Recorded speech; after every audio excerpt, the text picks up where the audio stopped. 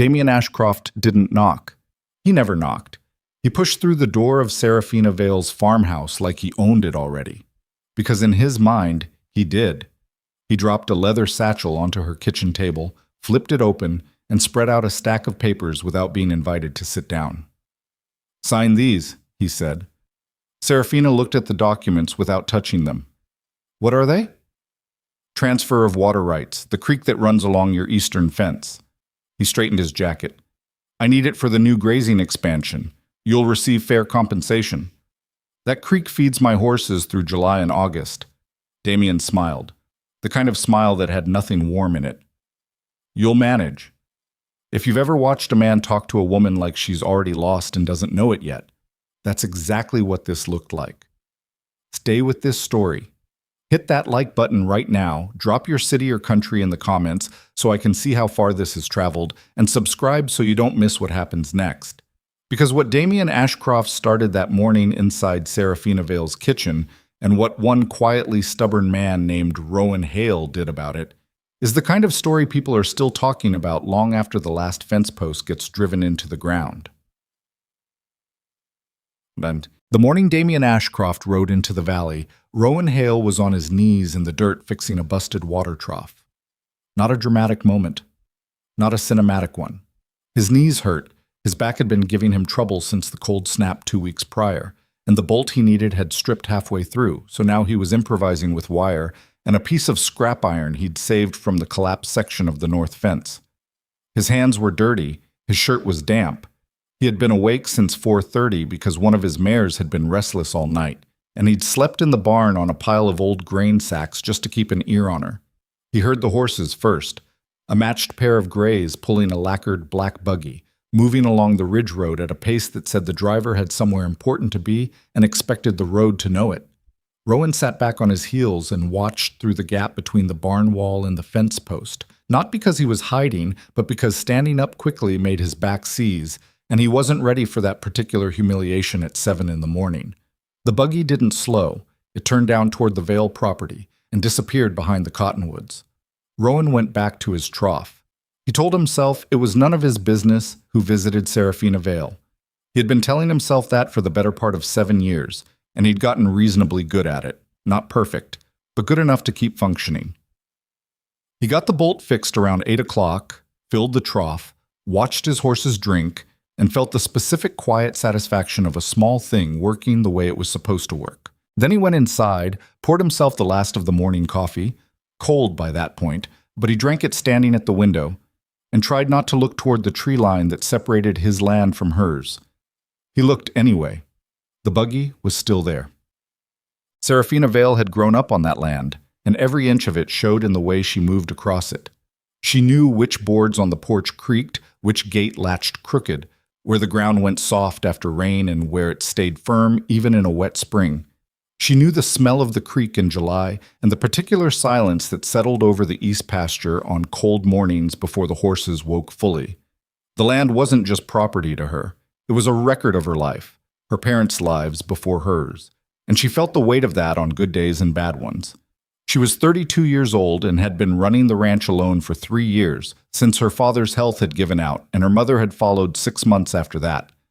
She didn't talk about that period much.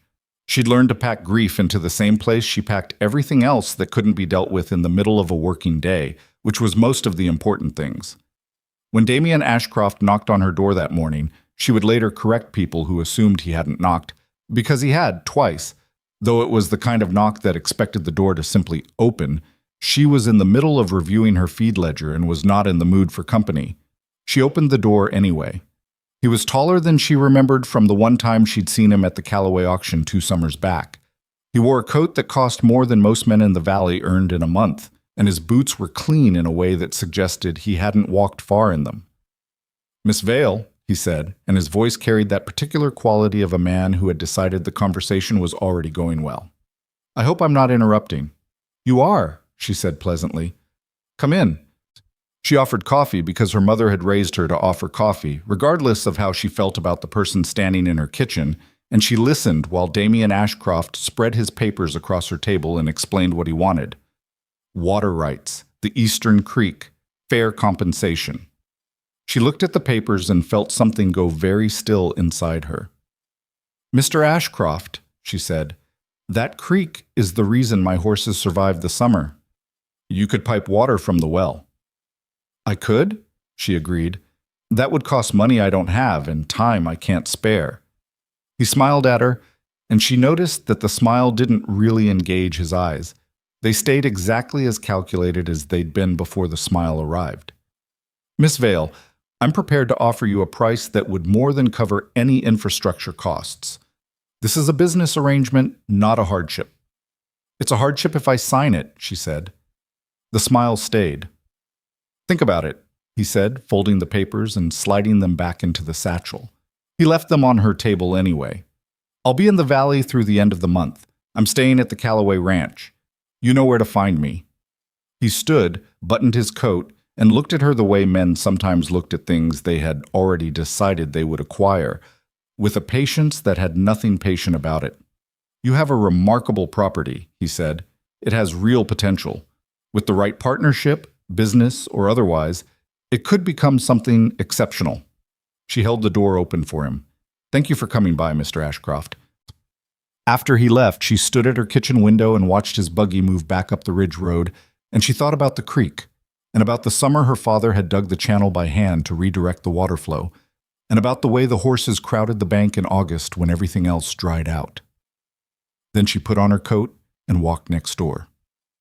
Rowan was splitting wood when she came through the gate, and he knew from the particular way she was walking, fast, but with that tight-shouldered quality she got when something had settled wrong in her chest, that the morning hadn't gone the way she'd wanted. He set down the axe. "Bad visitor?" he said. "Damien Ashcroft," she said. He'd heard the name. Everyone in the valley had heard the name by then. The cattle baron from the Eastern Territories, the man who'd bought up 3 struggling ranches along the Mineral Creek corridor in the past 2 years. Rowan had listened to the talk at the feed store without saying much because he'd learned that men who expanded that fast were usually building with someone else's foundation. What did he want? "My water rights, Eastern Creek." Rowan was quiet for a moment. He picked up the axe, set another log on the block, and split it. "What did you say?" "I said no. He left the papers anyway." "Of course he did." He split another log. "He'll be back." "I know." She sat down on the stack of split wood, not gracefully, just dropped down onto it like her legs had decided to stop cooperating, and pressed her hands against her knees. Rowan had known her long enough to recognize when she was working something out in her head and when she needed to say it out loud. He waited. He also implied, she said, that there was a non-business version of the arrangement available. Rowan's hands stopped. He set the axe down very carefully. "Did he?" "He was subtle about it," she said, "but not that subtle." Rowan looked at the wood. He looked at the tree line. He looked at the ground. He was doing the thing he did when he was angry and was actively choosing not to be the kind of man who let anger run ahead of sense, which was a process that sometimes took a visible moment. "Sarah," he said. "I'm fine," she said. I'm not scared of him. I just needed to walk somewhere." "Okay. And you were the nearest somewhere." "I'm aware of my function," he said, and she laughed. A short, real laugh, the kind that cost something to let out when you were tense, and the sound of it settled something in the air between them. He went back to splitting wood. She sat there. After a while she got up and started stacking what he split, which she did sometimes without asking permission, and which he had long since stopped pretending was unusual. They worked like that for an hour, not talking much, just moving together in the rhythm they'd developed over years of working the same stretch of land in different configurations. Rowan Hale had come to Black Ridge 9 years ago with a horse, a bedroll, $200, and no particular plan beyond not being where he'd come from. He'd hired on with old Theodore Vale, Seraphina's father, for 2 seasons, saved his wages, and bought the adjacent parcel when old Marcus Finch had finally given up trying to run cattle on land that wanted to grow sage instead. The house had been barely standing. He'd fixed it board by board, spending winters on the structure and summers on the land, until he had something that functioned. He was not wealthy. He was not struggling either. Not like some. He ran 40 head of decent cattle, kept 6 horses, had a kitchen garden that did better some years than others, and paid his bills before they were due. He didn't owe anyone money, which in this territory counted for more than most people admitted out loud. He was 35 years old and had been in love with Serafina Vale for close to 7 of those years, and had never said a word about it. This wasn't cowardice, or not only cowardice, it was a particular kind of logic that made complete sense when he was alone at night and almost none at all in the daylight, but which he had managed to sustain through sheer stubbornness. The logic went like this. Serafina Vale was exceptional. She was intelligent and capable, and she had been educated in ways he hadn't, and she was beautiful in a way that stopped strangers in the street. And she had options, real ones, the kind that arrived in lacquered buggies and offered futures that didn't involve cold winters and stripped bolts and 40 head of cattle that were good but not remarkable. If he told her how he felt, he would be asking her to measure him against those options, and he already knew the result of that comparison, and knowing the result in advance felt better than hearing it out loud. Or so he told himself.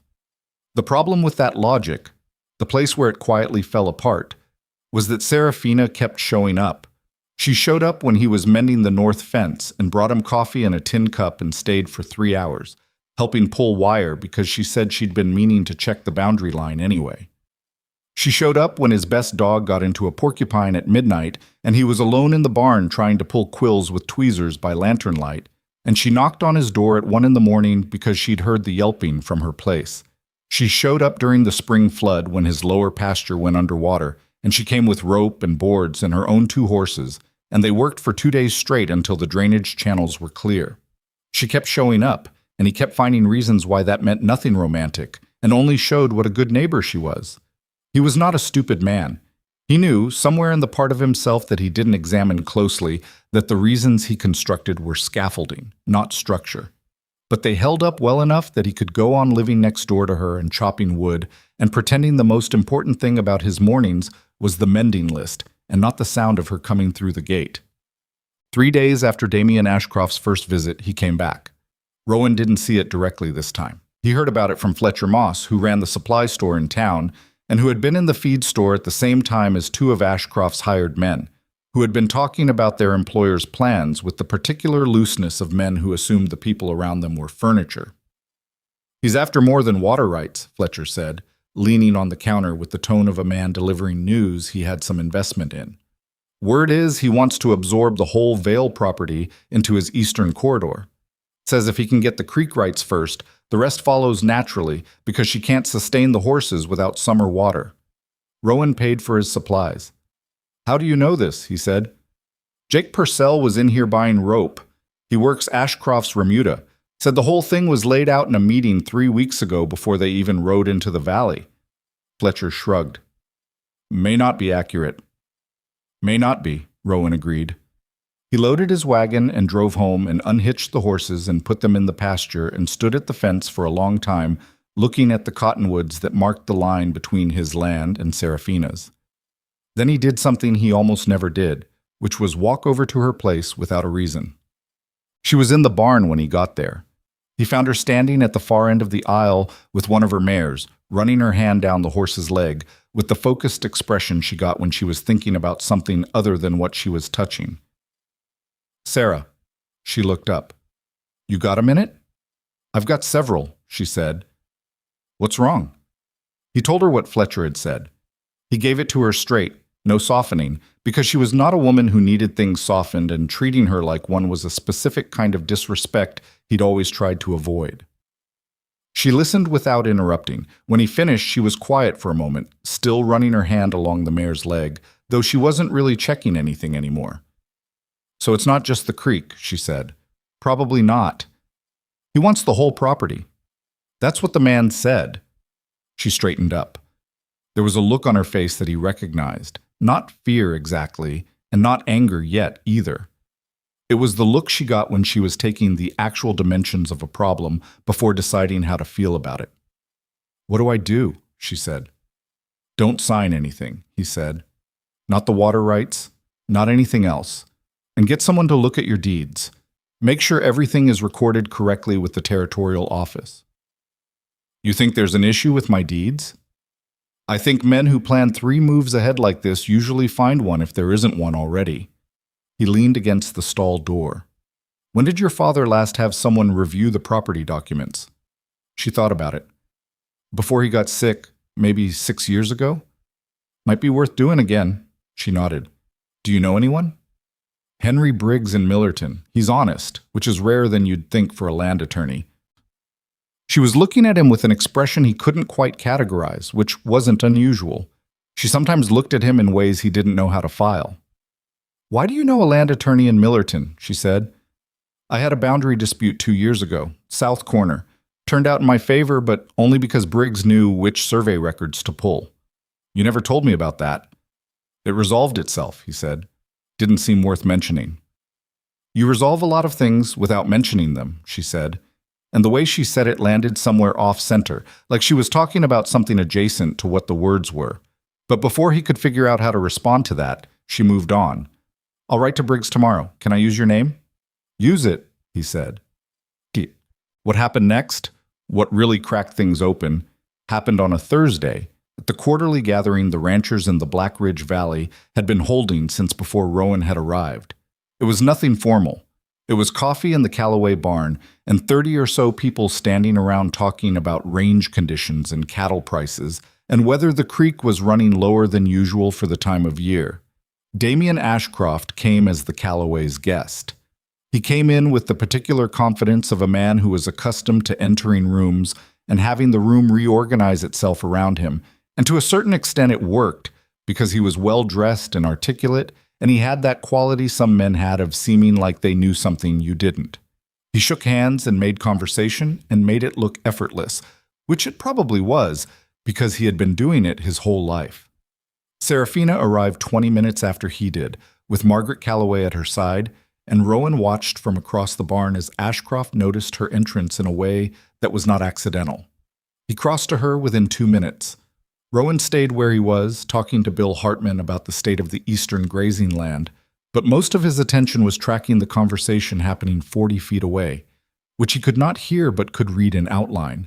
The way Ashcroft stood close, the way he angled himself to cut her away from the group, the way Serafina listened with her face politely composed, and her shoulders doing that thing where they looked relaxed but were actually very slightly braced. Hale. He turned. It was Ed Purcell, Fletcher's cousin, the kind of man who delivered information with the cheerful energy of someone who understood its value. Here Ashcroft's been calling on Serafina Vale, Ed said. I heard something about it, Rowan said. Man's got serious intentions, from what I'm told, more than just business. Ed tilted his head. Surprised, given... He stopped. Given what? Rowan said. Ed shifted. Well, given that everyone figured, it's no secret that you and Serafina are... He gestured vaguely. Neighbors, Rowan said. Sure, Ed said. Neighbors. Rowan finished his coffee and set the cup down on the nearest available surface. Across the barn, Ashcroft had said something that made Serafina look directly at him with those green eyes going very still and her chin lifting just slightly, which was a sign Rowan knew meant she was holding back a response she'd decided it wasn't worth making. He'd seen that look directed at cantankerous suppliers and difficult weather and one very badly timed coyote. He'd never seen it directed at a suitor before. He didn't go over. He stood where he was and told himself it wasn't his place. But after the gathering broke up and people were filtering out, he found himself walking beside Serafina toward the Callaway gate, and she said without looking at him, He offered to buy the whole ranch. Rowan said nothing. Not just the water rights, the whole property. Said he'd let me stay on to manage the horses. His words, let me stay on. For a reasonable period while I arranged other accommodations. The cold that came into Rowan's chest at that was specific and clear. What did you say? I said I needed time to think about it, she said. He looked at her. Because I didn't trust what I was about to say to him in someone else's barn, she added, and something in the tension of her jaw told him that what she'd almost said had not been polite. Good call, he said. I thought so. They walked another 20 steps in silence. Rowan, she said. Yeah. Am I foolish for not considering it? He stopped walking. She stopped too. and turned to look at him, and the evening light was doing something particular with the shadows across her face. And he had this moment, one of the several hundred he'd accumulated over 7 years, where the thing he actually felt came very close to the surface before he pushed it back down. "You're not foolish," he said. "That ranch is yours. Your father's hands are in every fence post on that property." She looked at him for a long moment. "Okay," she said. "Then, thank you." "For what?" "For saying the thing I already knew but needed to hear from someone who wasn't me." He nodded. They started walking again. He didn't say the other thing, the thing underneath the thing he'd said, because he had 6 years of practice not saying it, and one evening outside the Callaway barn didn't change the math. What? What changed the math was what happened 2 weeks later. Henry Briggs wrote back. The letter arrived on a Tuesday, and Serafina brought it over to Rowan's kitchen table still sealed, which she'd never done before. Usually she dealt with her own correspondence at her own place. But she sat down across from him, broke the seal, and read it with her face doing very little, which meant it was doing everything internally. "There's a lien," she said. "My father took a loan 12 years ago from a private creditor. It was paid back, but there's a discrepancy in the recording. The territorial office has the payoff recorded, but the lien itself was never formally discharged on the deed." Rowan felt a particular cold again. "Briggs says it's fixable," she continued, "but it requires documentation, the original loan agreement, the payoff receipt, a letter from the creditor confirming satisfaction. And the creditor," she looked up from the page, "is listed as an entity called Ashcroft Land Holdings." The silence in the kitchen was complete. "Sarah," Rowan said. "He bought the debt," she said. Her voice was steady, but her hands were not quite steady, and he noticed that specifically because she was someone whose hands were almost always steady. "He found my father's old loan somewhere, bought the debt, and never disclosed it when he came to the house with his water rights papers." "He was waiting," Rowan said. "He was waiting for you to say no to the sale so he could drop this. Or he was building toward using it. Either way." She folded the letter precisely and set it on the table. She put both hands flat on the surface. She breathed in and out once. "What are my options?" she said. He pulled his chair closer and they went through it together, because that was what they did. They took problems apart on flat surfaces and looked at the pieces and figured out which ones were manageable. He wasn't a land attorney, but he understood property, and he understood what this kind of move usually looked like, and he said what he thought and let her push back where she disagreed, which she did twice, and both times she was right, and he told her so. By the time the candle on the table had burned down 2 inches, they had a list. Write to Briggs with full authorization to act. Pull every record from the territorial office going back 15 years. Contact the county recorder directly. Find out who held the original loan before Ashcroft acquired it and whether the acquisition had been properly disclosed. And Rowan's suggestion, the one she'd pushed back on first and then agreed to, talk to the other ranchers, the ones who'd sold to Ashcroft in the past 2 years. Find out whether this was a pattern. "He'll know we're looking," she said. "Let him know," Rowan said. She looked at him across the candlelight. "You sound angry," she said. "I am angry," he said. "You don't usually say that." "It's usually less useful," he said. "Right now, it's accurate." She almost smiled. Not quite, but almost. "Thank you," she said. "Again." "Sarah, I know," she said. "You're just being a neighbor." He opened his mouth and closed it again. She picked up the letter, tucked it into her coat, and stood up. "I'll write to Briggs in the morning. I should get back before full dark." He walked her to the gate. They stood there for a moment the way they sometimes did at the end of evenings, neither of them moving quite yet, something hanging in the air that both of them were carefully not acknowledging. "Rowan," she said. "Yeah. When this is over," she stopped, started again. "When this is resolved, I want to have a real conversation with you." "About what?" She looked at him. The look she gave him was the one he could never file correctly, the one that seemed to be answering a question he hadn't asked. "About something I've been patient about for a very long time," she said. And then she went through the gate and walked across the dark field toward her house, and Rowan stood at the fence with his hand on the post and the evening air cold around him, and he thought about what she'd said and turned it over and then, because he was who he was, told himself she probably meant something practical. He was wrong. He knew he was wrong even as he thought it. But he walked back to the house anyway and started his list for the next morning and tried to be the kind of man who dealt with the problems directly in front of him. The problem was that the problem directly in front of him had started 7 years ago and had nothing to do with land records. He went to bed that night knowing he wouldn't sleep well, and he was right. He lay on his back in the dark and stared at the ceiling and thought about Serafina's hands flat on his kitchen table, the slight tremor in them that she'd controlled inside of 30 seconds, because that was who she was. And about the name Ashcroft Landholdings sitting in a court record somewhere like a trap with the spring already set.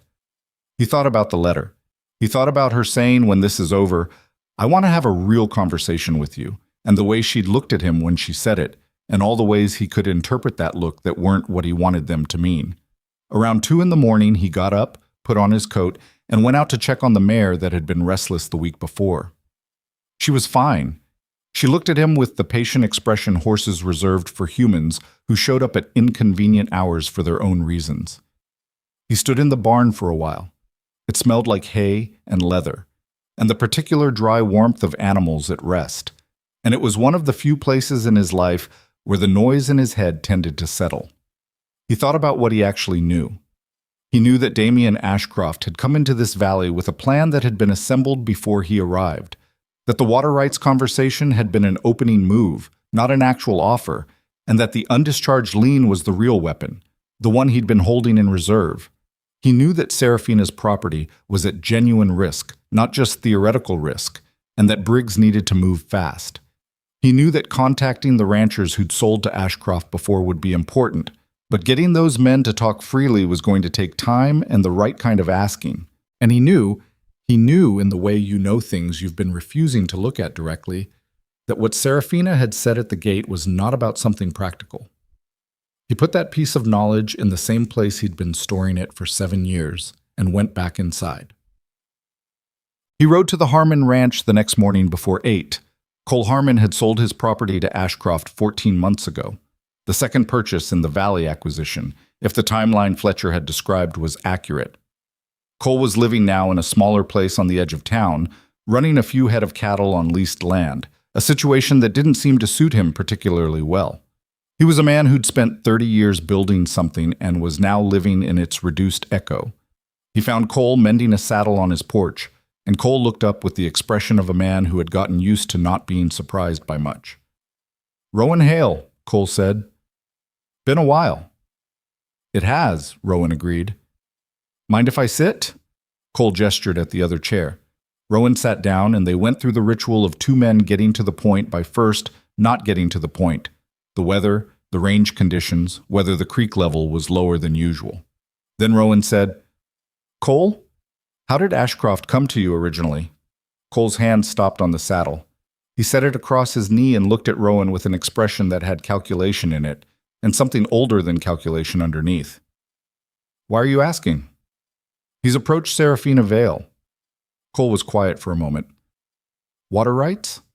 "Started with water rights. Briggs found a lien on her deed that traces back to an Ashcroft entity." Cole made a sound that wasn't quite a word, more the sound a man made when something he'd suspected got confirmed. "Tell me," Rowan said. Cole told him. The pattern was straightforward once you heard it laid out. Ashcroft's people identified properties with some kind of title vulnerability, an old debt, a boundary irregularity, a recording discrepancy going back a generation. Then, that they acquired whatever interest they could in that vulnerability quietly before making contact. The first approach was always something that sounded like an ordinary business proposal. The vulnerability only emerged later, once the landowner had declined and Ashcroft needed more leverage. With Cole, it had been a disputed right-of-way from a 20-year-old agreement his father had made with a neighboring property that no longer existed. By the time Cole's attorney had untangled it, the legal fees had cost him as much as fighting made sense, and he was already behind on a difficult year's operating costs. "I didn't have to sell," Cole said, "but the math stopped working." "Were there others who sold the same way?" Del Purcell over on the East Ridge. And I think the widow Marcos, but I'm not certain about her situation. Cole looked at him steadily. Hale, if Serafina's got a lien and Ashcroft holds it, she needs to move fast.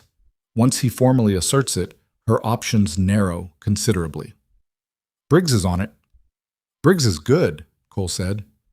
But Ashcroft's attorneys are better funded. That's the part that's hard to fight. Rowan drove home thinking about funding, which was a practical problem and therefore easier to sit with than some of the others. Serafina was already working when he got back.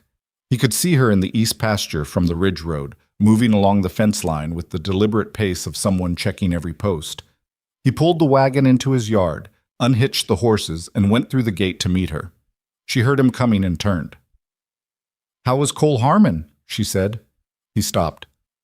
"How did you know I went to see Cole?" "Because you said last night we needed to talk to the other ranchers, and Cole's the most direct person in the valley, so he'd be your first stop." She turned back to the fence post she'd been examining. "Also, Margaret Calloway saw your wagon on the ridge road at 7:30 and sent word because she was worried you were driving that fast." "I wasn't driving that fast." "That's what I told her." She tested the tension on a wire. "What did he say?" He told her. She listened without interrupting, which she was good at when the information was important. When he finished, she stood with one hand on the fence post and didn't say anything for a moment. "So it's a pattern," she said. "Looks like it. He came in here knowing about the lien before he knocked on my door." "Probably well before." She hit the fence post once lightly with the flat of her palm, not hard enough to hurt, just enough to have something to push against. "He sat in my kitchen," she said, "drank my coffee, acted like he was doing me a favor." "Yes." "And the whole time he was holding that?" "Yes." She turned and looked at him, and her eyes were very green and very direct, and the anger in them was the clean, focused kind. Not the kind that scattered, but the kind that picked a direction. "Okay," she said. "What do we do?" But what they did, that week and the one after, was work. Rowan had known for years that Serafina was capable. He'd watched her handle situations that would have buckled men twice her size, but there was something different about watching her work when it was this specific and this urgent. She wrote letters in the evenings with a precision that was almost legal in its structure. She wrote into Millerton twice, once to meet with Briggs in person, and once to pull the territorial records herself because she wanted to see the original documents with her own eyes, not a summary of them. She talked to Del Purcell, who'd been reluctant, and then talked to him again, and on the third conversation he gave her what she needed. A description of the pattern that matched Cole Harmon's account closely enough to be useful. What she was building, Rowan understood, was a record, not just of her own situation, but of the method, the pattern, the approach that Ashcroft's operation used to move into properties from a position of hidden leverage. "If it's just me," she said one evening, sitting across from him at his kitchen table with papers spread between them, "it's a property dispute. A lien that may or may not be enforceable. Briggs says the payoff records are strong, but not airtight. If it's three people with the same pattern, it looks like something else," Rowan said. "It looks like something a territorial judge might want to know about." She'd thought of that herself. She often thought of things herself. What she needed from him was the work that came after. Hauling boards, checking fence line, riding to Cole Harmon's at 7:30 in the morning, and the specific quality of presence he'd always provided without being able to name it exactly, which was that he didn't tell her she was wrong when she wasn't wrong, and didn't tell her everything would be fine when he didn't know that it would. He wondered, sometimes those weeks, whether that was enough to be. The practical man. The useful neighbor. He wondered whether 7 years of showing up had amounted to something she valued, or whether he was a good tool she'd gotten used to having nearby. He didn't ask. That conversation was for after, she'd said, and he was holding himself to that division, whether it made sense or not. But Ashcroft came back on a Wednesday. He didn't come to Serafina's door this time. He came to Rowan's. Rowan was in the yard when the buggy came through the main gate.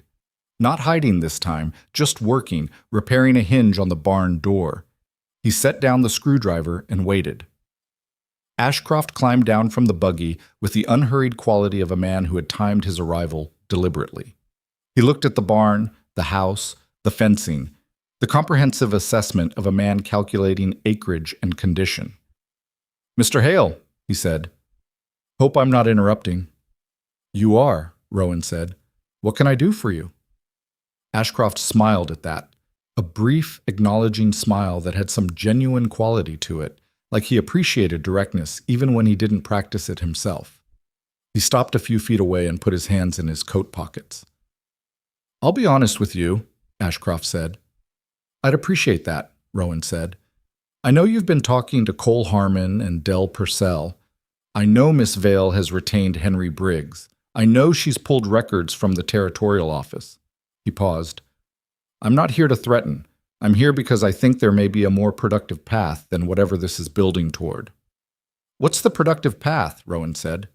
"Negotiation," Ashcroft said.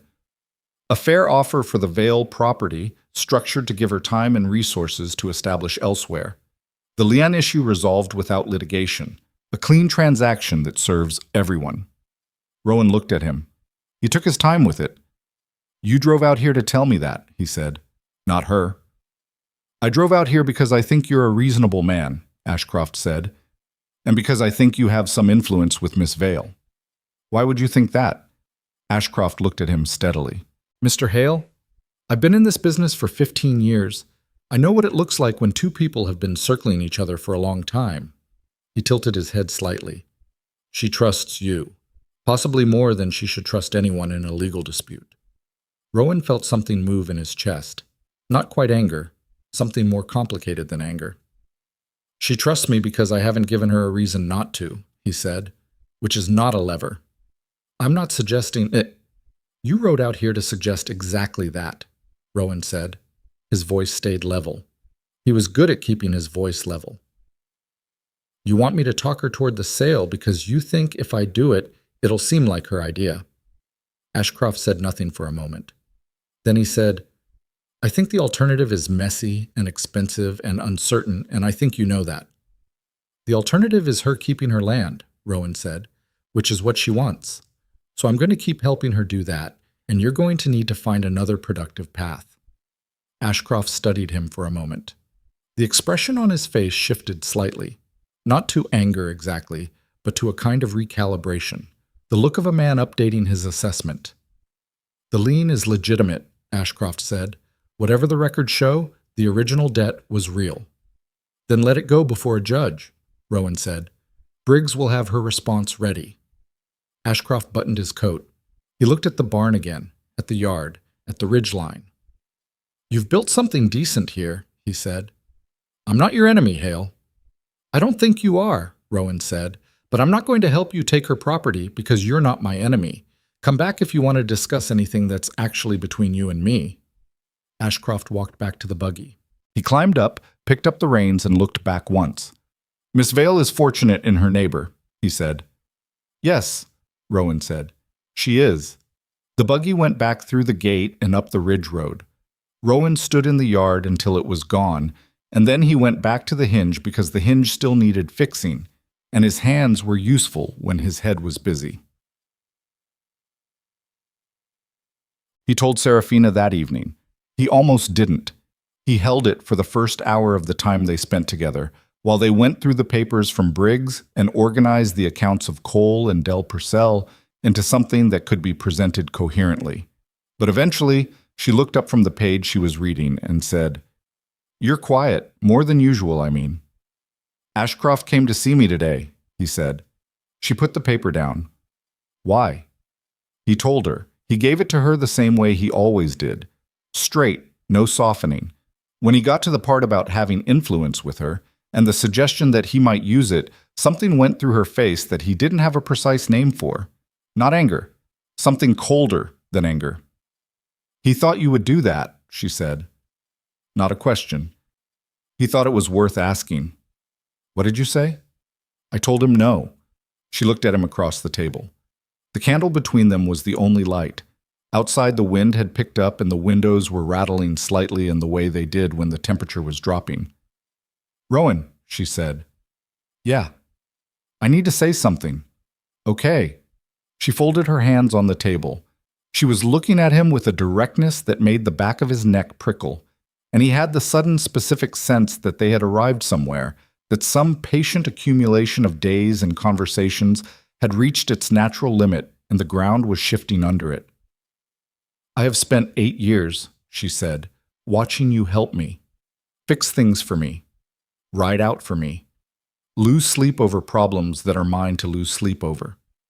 And I have watched you do it and then step back every single time, like you're handing something over a counter and walking away before you can be thanked properly." He opened his mouth. "I'm not finished," she said. He closed it. "I don't know if you think you're being considerate, or if you think I can't see it, or if you just genuinely don't know."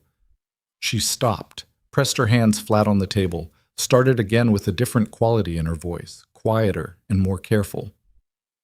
"Do you think I don't notice? Any of it? Sarah?" "Because I notice," she said. "I have noticed for a long time." The wind hit the window. The candle flame moved slightly and settled. Rowan looked at his hands on the table. He had the particular experience he sometimes had of his own body being very still while something very loud happened inside it. "I don't know what I thought," he said finally, and that was the most honest he'd been about it, to himself or anyone. "That's what I thought," she said. Not unkindly, almost gently. "You deserve," he started. "Don't," she said. "Don't tell me what I deserve. I know what I deserve. I've been deciding that for 32 years without much help." There was something almost exasperated in her voice, the way people got when they'd been patient long enough that patience itself had become the problem. "I'm asking what you want, Rowan. Not what you think I should have. What you actually want." The quiet in the kitchen was total. He could hear the mare moving in the barn, 40 feet away.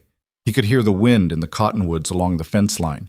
He could hear his own breathing, which was slower than usual because he was consciously regulating it the way he did when something mattered enough to require regulation. "I want you to keep your land," he said. "That's not what I asked." He looked up at her. "I know," he said. She waited. He had, in 7 years, developed a comprehensive architecture of reasons why he shouldn't say the thing he was not saying.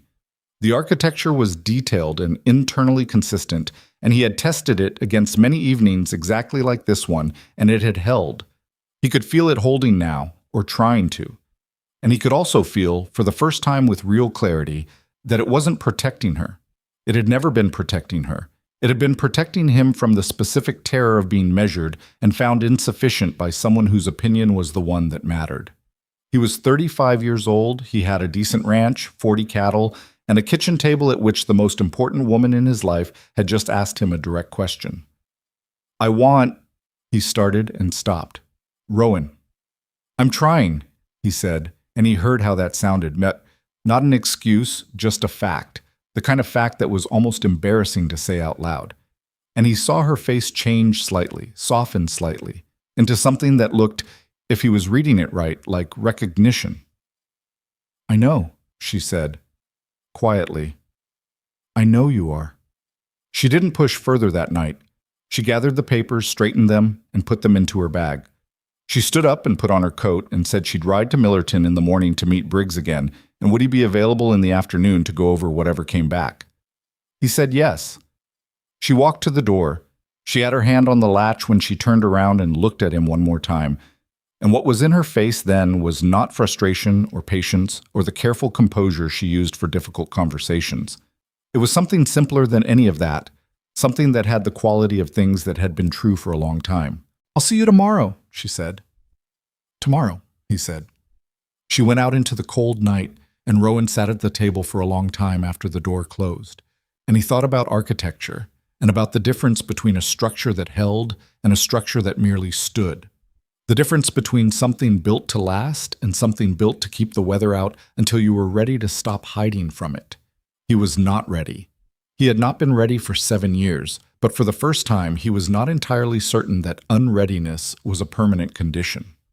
Outside, across the dark field, a light came on in Seraphina Vale's kitchen window, and it stayed on for a long time. Seraphina came back from Millerton with 2 things: a leather satchel full of certified copies and a look on her face that Rowan had learned to read over 8 years as the particular expression she wore when she had found the shape of a problem, and it was worse than she'd hoped, but not worse than she could handle. She came through his gate at 4 in the afternoon, didn't knock, and walked into his kitchen the way she'd been walking into his kitchen for years.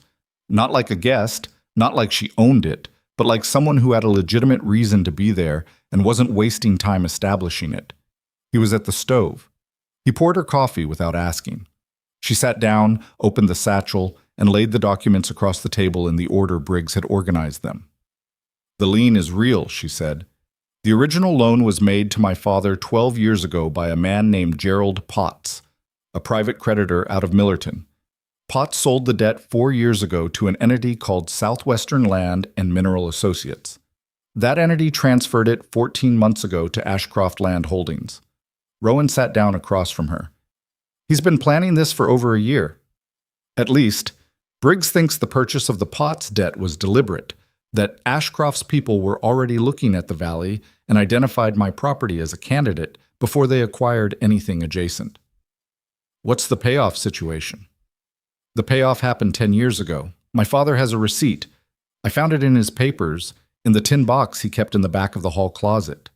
She pressed 2 fingers against the bridge of her nose for just a moment, the gesture she made when something had cost her something to get through.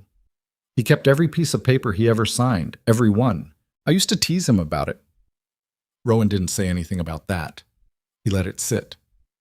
"The receipt is signed by Potts and dated correctly," she continued. "The amount matches the original loan. Briggs says it's good documentation, but the lien discharge, the formal recording that should have happened when the debt was satisfied, that never occurred. Potts apparently just kept the payment and never filed the release. Whether that was negligence or intent, Briggs can't say. Does it matter which? It matters for some arguments and not others." She looked up at him. "Briggs is drafting a petition to the territorial court to compel discharge based on the payoff evidence. But the timeline is uncertain. Could be 6 weeks, could be 3 months. It depends on the judge and whether Ashcroft's people contest it. Will they contest it? Briggs thinks probably yes. Not because they'll win, the payoff documentation is solid, but because dragging it out is itself useful to them. If I'm tied up in proceedings, I can't operate the ranch normally. I can't make the improvements I need to make before winter, and the longer it goes, the more it costs." Rowan picked up his coffee and set it down without drinking it. "What do you need right now?" "I need the other ranchers to give sworn statements about the pattern. Cole and Dell have agreed verbally, but verbal isn't useful to Briggs." She straightened the papers. "And I need it to not take 3 months, Rowan. I can manage the operating costs through the fall, but if this bleeds into a difficult winter, the margin gets very thin." He nodded. He was already thinking about the sworn statements, who would need to deliver them, and how fast, and whether Briggs could come to the valley, or whether Cole and Dell would need to go to Millerton. "I'll talk to Cole tomorrow," he said. "Dell I can reach this evening if I ride out before dark." "You don't have to." "I know I don't have to," he said. She stopped, looked at him. "Okay," she said. He rode to Dell Purcell's place that evening and arrived as the sun was dropping behind the western ridge, painting everything the specific amber color that meant cold was coming fast once it went down. Dell was a careful man, cautious in the particular way of someone who had been hurt by trusting too quickly, and Rowan had known coming in that this would require patience. It took 40 minutes. Dell sat on a hay bale in his barn and talked in circles for the first 20. The problems with lawyers, the cost of being involved in something that wasn't really his fight anymore, the way these things had a tendency to come back on a man. Rowan listened to all of it without rushing him, because rushing Dell Purcell produced the opposite of cooperation. Then Dell said, "She's a good woman, Serafina." "She is," Rowan said. "Her father was a straight dealer. 30 years I knew Theodore Vale. Never once a crossed word." "I know." Dell was quiet for a moment. "Ashcroft's people told me, when I sold, that the situation with my right-of-way was airtight, and I'd lose everything if I fought it. I believed them because I was already tired." He picked at a piece of straw. "I've wondered since then whether it was airtight, or whether they just said that." "Based on what happened to Serafina," Rowan said, "I'd guess they said it." Dell was quiet for a longer moment. Then he said, What does she need from me? Rowan told him. Dell nodded slowly. He said he'd come to Millerton by Thursday if Briggs could see him. He said he'd bring whatever documentation he still had from his own transaction, which turned out to be more than Rowan had expected. Dell was a careful man in all directions, including paperwork. Rowan rode home in the dark and wrote out a summary for Serafina, which he left folded under a stone on her porch, because her light was already out, and he wasn't going to wake her for something that could wait until morning. The morning it changed, the real turning, started ordinarily. It was a Tuesday, which had been the day they usually worked together since a scheduling coincidence 2 years back had become a habit. Rowan came through the gate at 7 and found Serafina already in the barn, working her way through the daily check on the horses, with the same systematic attention she brought to everything that mattered. He picked up where she left off on the far end of the aisle, checking water levels and condition in the way that didn't need to be discussed because they'd done it together enough times that the division was automatic. They worked through the barn in the companionable silence that was one of the things Rowan valued most about being around her. The fact that she didn't fill quiet with noise, that she understood some kinds of presence didn't require constant talking. Other people in his life had been made uncomfortable by quiet. Serafina treated it like useful territory. Around 8:30, when most of the horses had been tended and the morning feeding was done, Serafina said, "Briggs wrote back." "And?" "Ashcroft's attorneys filed a formal notice of lien assertion yesterday morning. Briggs received the copy at the same time I did. She didn't look up from the saddle she was adjusting. It's faster than we expected. He knew we were building the case," Rowan said. "He moved before we could get to the judge first." "That's what Briggs thinks too." Rowan stood with his hand on the stall door for a moment. "What does the assertion mean practically?" "It means he's now formally claiming the debt is outstanding and that the lien is enforceable. It creates a cloud on my title. I can't sell the property, can't use it as collateral, and theoretically, he can begin proceedings to foreclose if I don't satisfy the claimed debt, which is the original loan amount plus 12 years of accrued interest." "Which would be?" Briggs calculated approximately $1,400. The number sat between them. It was not an impossible number, but it was not a simple one either. Not the kind of money that came from a season's operating income, not for a property the size of Serafina's. "Briggs's petition to compel discharge is already drafted," she said. "He'll file it today to counter the assertion. But now we're in a race. Which argument reaches the judge first, and which one he finds more compelling?" Rowan moved to the next stall. The horse inside turned to look at him with the broad, considering gaze of a bay gelding that had opinions about mornings. "How strong is our case?" he said. "Briggs says strong. The payoff receipt is dated, signed, and the amount is precise. What we don't have is a clear explanation for why Potts didn't file the discharge, which Ashcroft's people will use to suggest the payment was disputed or incomplete." "Can Potts testify?" "Potts died 3 years ago." Of course he did. Rowan moved a hay fork from one side of the aisle to the other for no reason beyond needing something to do with his hands. "Then we need the statements from Cole and Dell in front of the judge before Ashcroft's side can establish the narrative," he said. "Yes." Dell said Thursday. "Cole can do Thursday as well." She finally looked at him. "Rowan, there's one other thing Briggs mentioned." "What?" "The judge assigned to this matter is a man named Hardcastle. Briggs knows him, says he's fair but conservative, and he has a strong preference for settled patterns of ownership over disputed claims, which means he'll be more sympathetic to a documented history of possession than a technical legal argument about the discharge." "Exactly." She pushed her hair back from her face with one hand, a gesture he'd seen 1,000 times. The gesture she made when she was pulling herself back to the practical from something that was pulling at her. "Briggs wants to bring the full chain. My history with the property, my parents' history, evidence of continuous operation and improvement. He says the human record matters as much as the legal one with Hardcastle." "Do you have that documentation?" "Some of it. My father's ledgers go back 20 years. But the oldest deeds, the original transfer from my grandfather, those are in the Territorial Archive, and someone needs to request them formally and bring them to Millerton." "I can do that," he said. "Territorial office in Granger?" "Yes, Briggs has drafted the request letter. I just need someone to go. I'll go Thursday. You go with Cole and Dell for the statements. I'll get the archive records and meet Briggs afterward. She looked at him. The barn was full of morning light by then, coming through the boards in the particular slatted way it came through old wood, laying bars of gold across the hay-covered floor. The horses were quiet. Outside, a bird was making an argument with another bird about something in the cottonwoods. "Why do you do this?" she said. He thought she meant the errand. He started to answer practically.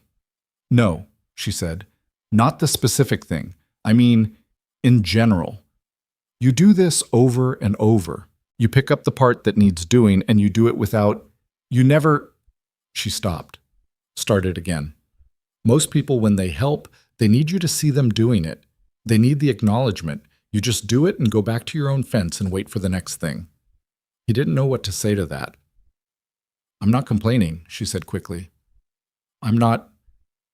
That's not what I'm doing. I'm trying to understand something." "Understand what?" She turned to face him fully. She was wearing her work coat, the brown one with the frayed left cuff that she'd been meaning to repair for 2 years. Her hair was pulled back but coming loose on one side. She had a smear of something, saddle oil probably, on her right wrist. She looked, in that moment, like herself. Entirely herself. Not the woman the town talked about, not the beauty everyone had opinions about, not the capable frontier woman the valley admired from a distance. Just Serafina, the actual one. "I'm trying to understand," she said, "why a man who has done everything you have done for 8 years hasn't once, in all that time, told me any of it meant something to him beyond being a decent neighbor." The silence was immediate and complete. One of the horses shifted in its stall. The bar of light across the floor moved slightly as something outside moved in front of it. Rowan looked at her. He had the specific sensation of standing at the edge of a height, not falling, not stepping back, just standing there with the whole thing visible from that vantage and no clear plan. "Sarah, don't tell me I deserve better," she said.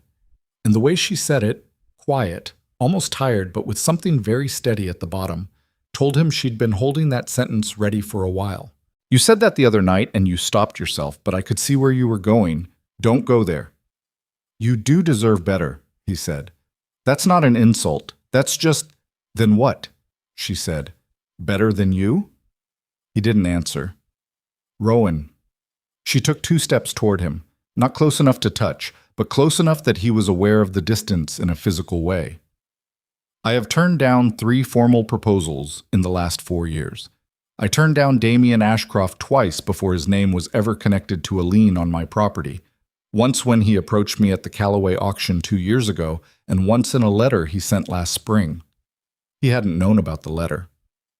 "I turned them down," she said, "not because I'm waiting for something perfect. I'm not a fool about what the frontier is. I know what the options are and what life looks like and how much work it takes just to keep the ground under your feet." She looked at him steadily. "I turned them down because none of them were you." The words landed somewhere specific, not in his chest, lower than that, somewhere in the actual structure of him, the part that had been holding a careful shape for 7 years. "That may be the worst judgment you've ever shown," he said, and his voice came out rougher than he intended. She almost laughed. It was close.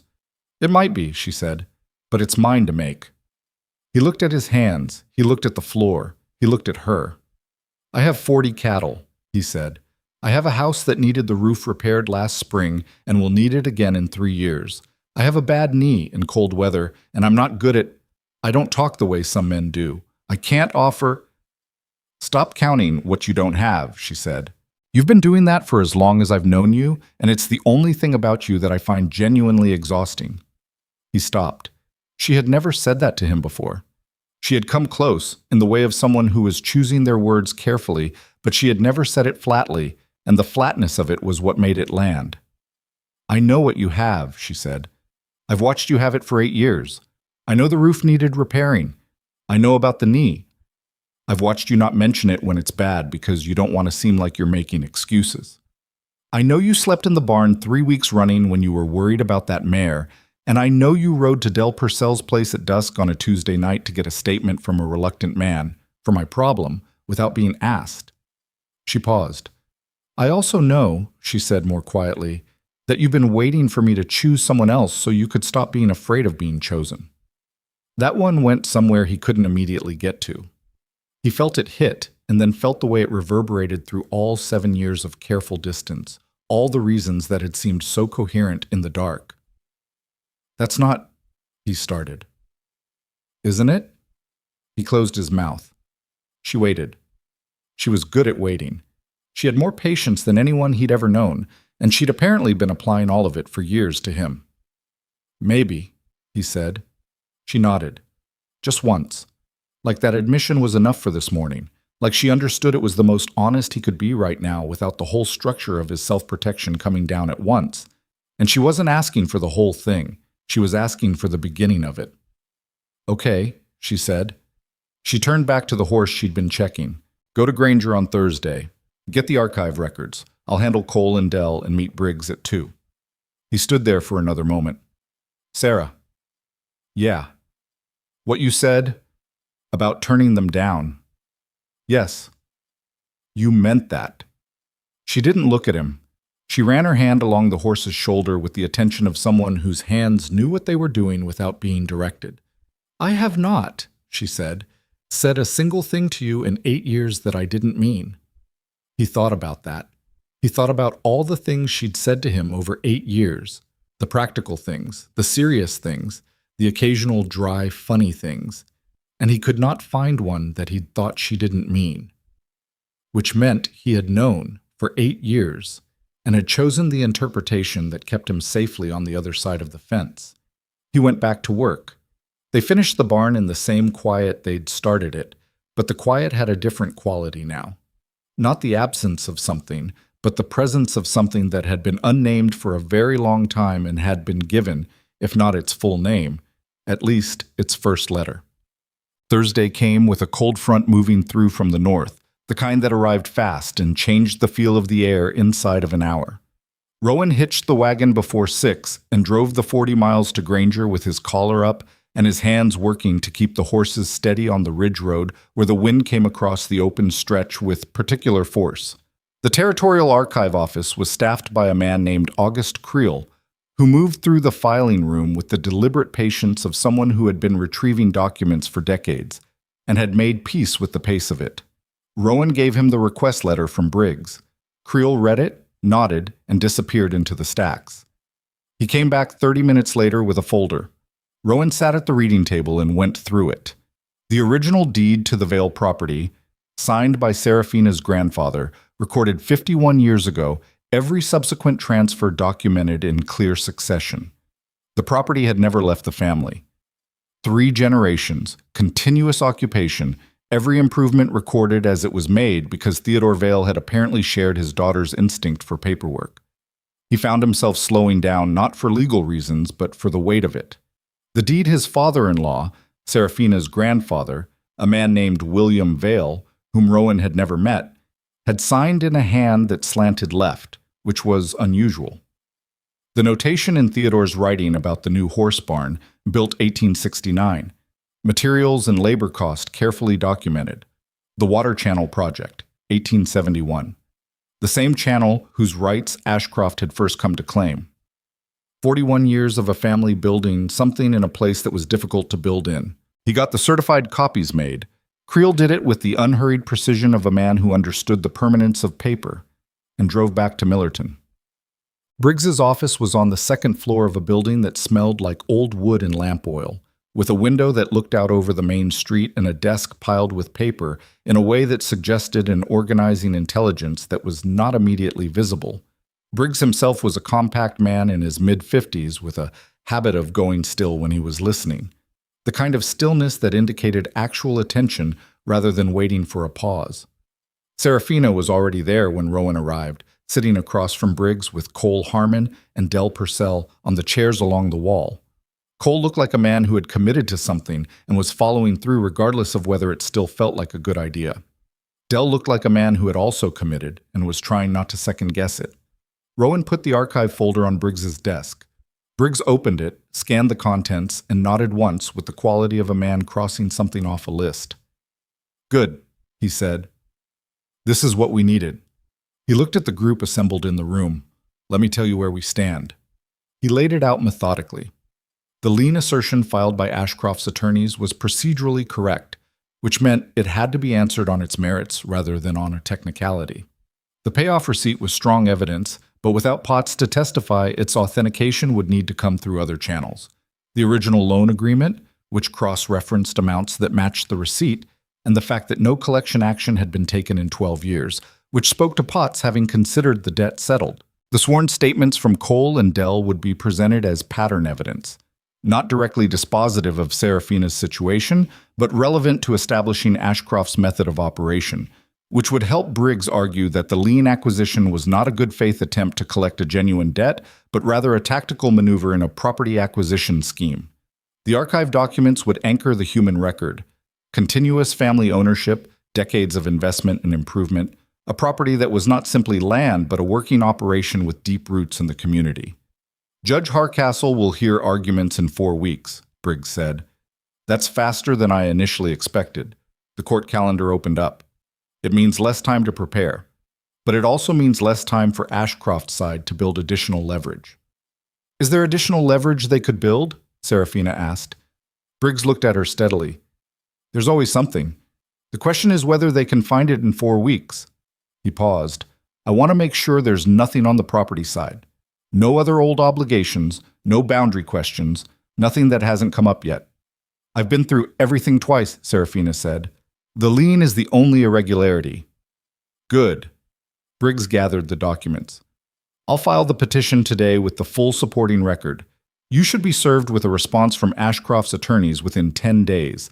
When that comes, bring it straight to me. Don't read it and start worrying on your own. Just bring it.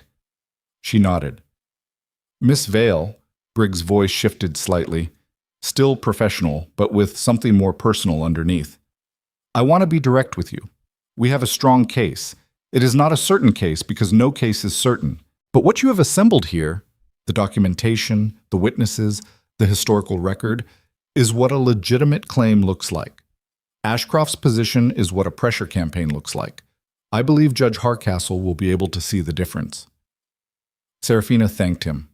Cole and Dell shook hands with Briggs and filed out. Rowan was the last to leave, and as he reached the door, Briggs said, Mr. Hale. He turned. Those archive records, Briggs said, with a gesture toward the folder. Were you able to get certified copies of all of them? Every page, Rowan said. Briggs nodded. Drive carefully on the ridge road. The cold front came through fast.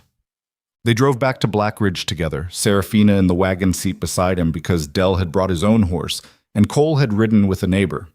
The cold had fully settled in by that afternoon, the sky the pale gray of a winter arriving a few weeks ahead of schedule, the cottonwoods along the road stripped and skeletal.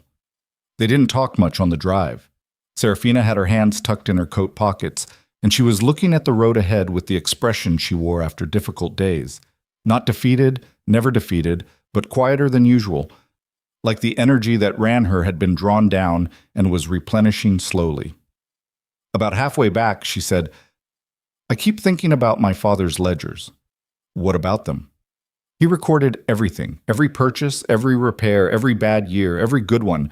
I used to think it was excessive, like he didn't trust himself to remember.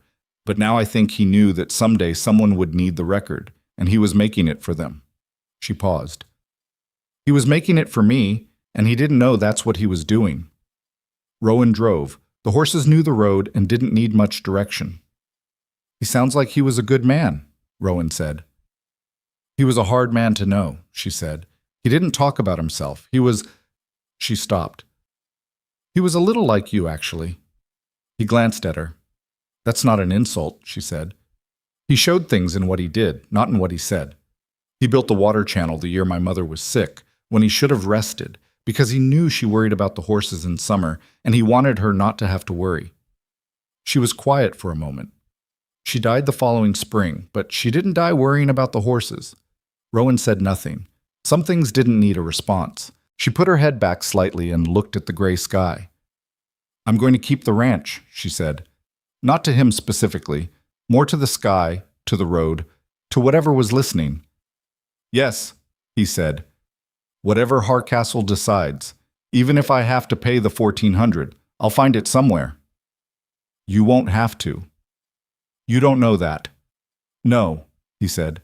But I know Briggs, and I know what's in that folder, and I know that Ashcroft's case depends on a discharge that a dead man should have filed and didn't. That's not a strong foundation. She turned her head and looked at him. The road went on ahead of them. Rowan, she said. Yeah.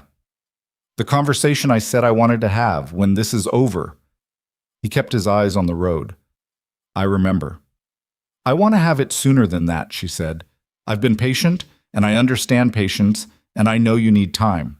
But I also know that waiting for the perfect moment is how people let years go by. He was quiet. I'm not asking you to have it now, she said. I'm asking you to stop treating it like something to get through rather than something to get to. He thought about that. He drove another 100 yards. Okay, he said. Okay, what? Okay, he said. I hear you. She looked at him for another moment, then she turned back to the road. It wasn't a declaration. It wasn't the barn floor moment she'd been building toward, or the open confession of 7 years of held feeling. It was one man telling one woman that the walls he'd built were not as permanent as he'd been insisting they were, and that he knew it, and that she wasn't wrong to say so. For the first time in 8 years, that felt like enough to be going on with. The wagon rolled on through the cold afternoon, and Black Ridge came up against the ridge line ahead of them, and somewhere under all of it, under the legal case and the 4-week countdown and the undischarged lien and the things still unsaid, something that had been wound very tight for a very long time was beginning, slowly and with considerable resistance, to loosen. The response from Ashcroft's attorneys arrived 9 days later. Serafina brought it to Rowan's kitchen on a Thursday morning, still in the envelope, the same way she'd brought the Briggs letter weeks earlier, sealed, because she'd learned that opening difficult things alone at her own table and then carrying the weight of them across the field by herself was not a system that served her well anymore. Or maybe she'd always known it, and had finally stopped pretending otherwise. He was eating breakfast. He pushed the plate aside, and she sat down and they opened it together. It was 12 pages. Rowan was not a lawyer, but he had read enough land documents over the years to follow the structure, and what Ashcroft's attorneys had filed was thorough in the particular way of people who were very well funded and had done this before. The core argument was what Briggs had anticipated. The payoff receipt was characterized as a disputed internal record, unsupported by any third-party verification, and the lack of a formal discharge was presented not as Potts's negligence, but as evidence that the debt had never been fully satisfied to Potts's satisfaction. They introduced an affidavit from a man named Clive Mercer, described as Potts's former bookkeeper, who stated that to his recollection, the loan had been in ongoing dispute at the time of Potts's death. Serafina read that part twice. Mercer, she said, I've never heard that name. Potts had a bookkeeper in Millerton? My father dealt with Potts directly. As far as I know, it was always just Potts. She turned the page. I don't know how to verify whether Mercer is real or whether Ashcroft's people found a man willing to say what was useful. Briggs will know, Rowan said. Yes. She kept reading. The next section challenged the relevance of the Harmon and Purcell statements on the grounds that each property situation was legally distinct, and that pattern evidence was inadmissible in a title dispute under territorial statute. Then came a counter-motion requesting that the petition to compel discharge be dismissed on procedural grounds, a technical argument about the filing format that Rowan didn't fully follow, but that had the feel of something designed to consume time and attention rather than win on merit. She finished on the last page and set it down. They're going to make it expensive, she said. That's what Cole said they did with him. I know. She looked at the papers. Briggs needs to see this today. I'll drive you. You don't need... He was already up, putting his plate in the wash basin. She watched him for a moment. You haven't finished your breakfast. I've eaten enough. She folded the papers and put them back in the envelope with the precise movement she used when she was controlling something internal and didn't want it visible. He got his coat. They went out to the wagon. Briggs read the response in 12 minutes flat, which Rowan suspected was faster than it looked because Briggs had clearly been expecting exactly this shape of document. He set it on the desk, clasped his hands, and looked at Serafina. The Mercer affidavit is the problem, he said. Can you challenge it? I can and I will, but challenging an affidavit requires either discrediting the witness or producing a counter-affidavit, and discrediting someone I know nothing about takes time I don't currently have. He picked up a pen and put it down again. What I need to know is whether there's anyone who had direct knowledge of the payoff transaction, someone who was present or who your father told about it, or who might have documentation of their own. Serafina thought. My mother knew about the loan, but she's gone. Anyone else? My father wasn't... She paused. He wasn't a man who talked about money with people. He considered it private. She looked at her hands. There was a woman who helped my mother in the house for a few years when I was young, Clara Weston. She was around during that period, but I don't know if she'd have any knowledge of the financial side. Do you know where she is? She moved to Harlow when she married. That would have been 20-some years ago. I don't know her married name. Briggs wrote something.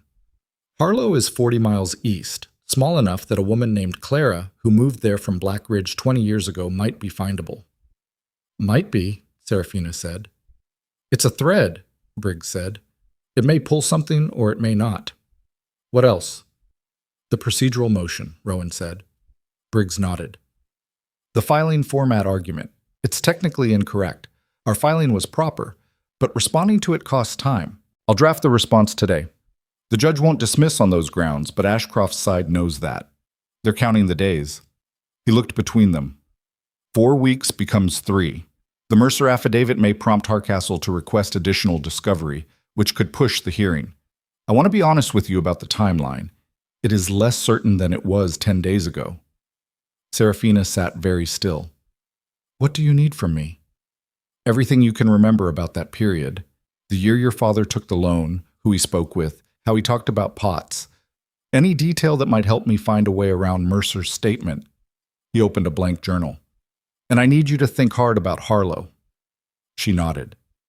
She spent the next hour in Briggs's office answering questions while Rowan sat along the wall and listened, because listening was what was needed and being useful sometimes looked like staying quiet.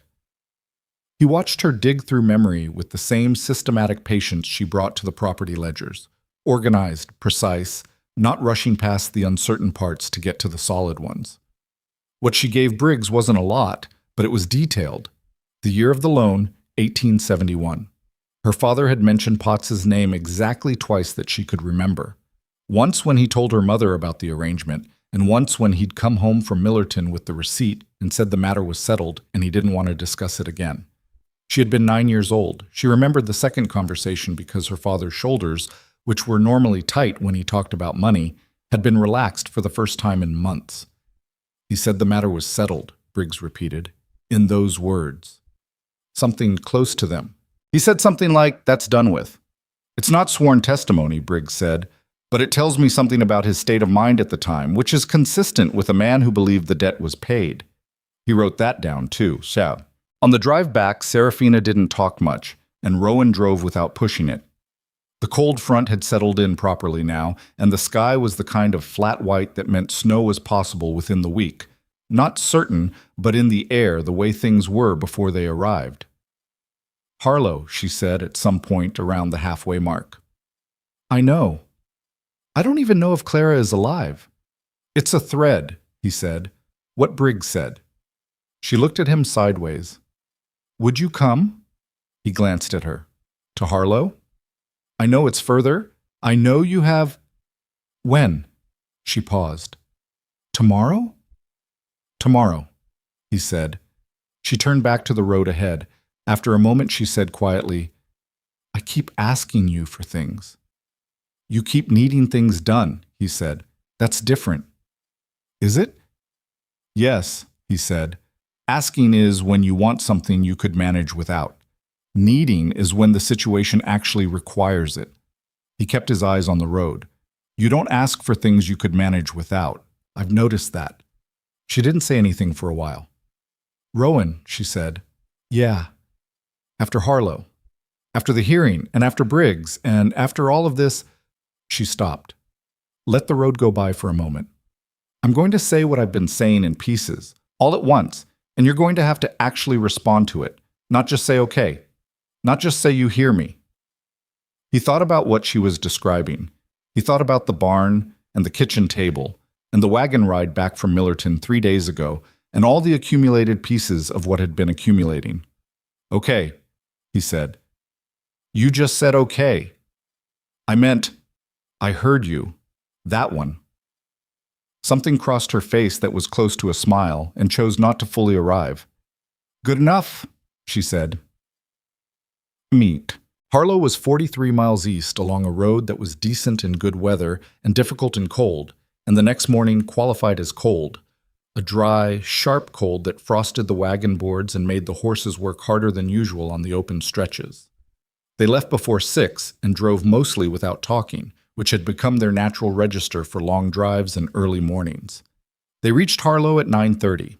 It was a smaller town than Black Ridge, built along a single main street with the post office and general store across from each other, and a livery at the far end. Rowan tied the horses while Serafina went into the post office. She came out 4 minutes later. "Clara Weston married a man named Aldous Breer," she said. The postmaster knew the name immediately. "She lives on a farm a mile north." Clara Breer was 61 years old, with white hair and the hands of a woman who had done physical work her entire life, and had no complaints about that. She opened the door to her farmhouse, looked at Serafina, and said, "You look just like your mother." They sat at Clara's kitchen table and drank real coffee, which Clara made from actual ground beans rather than the chicory mixture most people in the valley used when the supply ran short, and Serafina explained what she needed. Clara listened with the focused attention of someone who understood that the details mattered. "The payoff," she said when Serafina finished. "Yes, I remember that." Serafina went very still. Under the table, her hands tightened in her lap. Rowan could see the movement even though he was across the room, standing by the window to give them space. "You remember it?" Serafina said carefully. "Theodore came home. I was at the house that week. Your mother had been poorly. And he came through the back door, and he put an envelope on the kitchen table, and he looked at your mother, and he said, 'It's paid. We're clear.'" Clara looked at her steadily. "Your mother asked him to say it again. He said, 'Potts signed the receipt. It's finished.' And then he went out to the barn because that's what Theodore did when he was relieved about something. He went to work." The silence in Clara's kitchen was the kind that happened when something important arrived. "Could you say that to a judge?" Serafina said. "I could say it to anyone who asked me," Clara said simply. "It happened. I was there." Rowan looked out the window at the frost-covered field outside and thought about Theodore Vale, a man he'd never met, going to his barn to work off his relief while his wife sat at the kitchen table with an envelope and a receipt that had never been properly filed. He thought about how long that receipt had sat in a tin box in the back of a closet, waiting. He thought about how Serafina had found it, not because she'd gone looking for it, but because she was the kind of person who went through her father's papers properly, who finished what needed finishing, who didn't leave the work half done. Clara Breer agreed to come to Millerton. Briggs would take her statement and she would give it in front of Hardcastle if needed. She said she'd ridden 40 miles before and could do it again, and said it with the matter-of-fact quality of a woman who had never been very interested in obstacles. They drove back to Black Ridge in the afternoon, and the cold had eased slightly the way it sometimes did around mid-afternoon before coming back harder at night. Serafina sat beside him, and she didn't look like a woman carrying a weight anymore. She looked like a woman who had been carrying it for weeks and had just set a portion of it down and was feeling the difference in her shoulders. "She was there," Serafina said, mostly to herself. "She was there," Rowan agreed. I didn't expect it to be that direct. I thought there might be something, some impression, some peripheral—" She stopped. "She was in the kitchen. She heard him say the words." "Your father didn't know he was giving anyone a gift," Rowan said, "but he was." She looked at him. "What do you mean?" "Coming home and saying it out loud, that he'd paid it. He didn't have to say it in front of Clara. He could have told your mother privately, in the evening, but he came through the back door and put the envelope on the table and said it where someone else could hear." Serafina thought about that. "You think he knew?" "I think he was a careful man. And careful men, they don't always know why they do things a certain way, but sometimes the way they do them turns out to matter." She was quiet. She looked at the road. "Like keeping every piece of paper," she said. Like keeping every piece of paper, he said. Didn't. Briggs took Clara Breer's statement the following week by written deposition conducted in Harlow. Briggs made the drive himself because Clara had said she could travel, but Briggs had decided not to test that if he didn't have to. The statement came back clear and detailed, which Briggs said was the best kind. Not rehearsed, not overly precise, but human in the way that made it credible. He filed it as a counter to the Mercer affidavit. He also filed a challenge to Mercer's credentials. He'd found no record of a Clive Mercer having worked in any professional capacity for Gerald Potts in the territorial business directories, and while absence of record was not proof of fabrication, it raised questions that Ashcroft's attorneys would have to answer. The hearing was now 2 weeks out. It was in the intervening days that things got strange. Not dramatic strange, just the particular strangeness of waiting, the way time slowed down when something important was pending and you had done everything you could do and were now in the position of trusting the work to hold.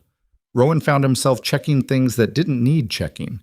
He repaired fence posts that were structurally fine, which he was aware was a displacement activity, and did it anyway because his hands needed something.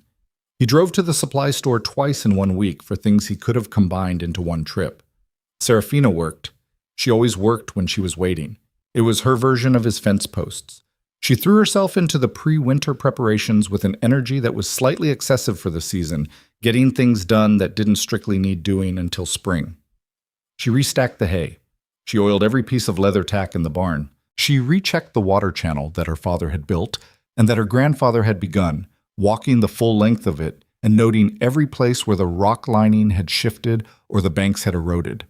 She came to Rowan's kitchen 4 evenings out of 7, which was more often than usual.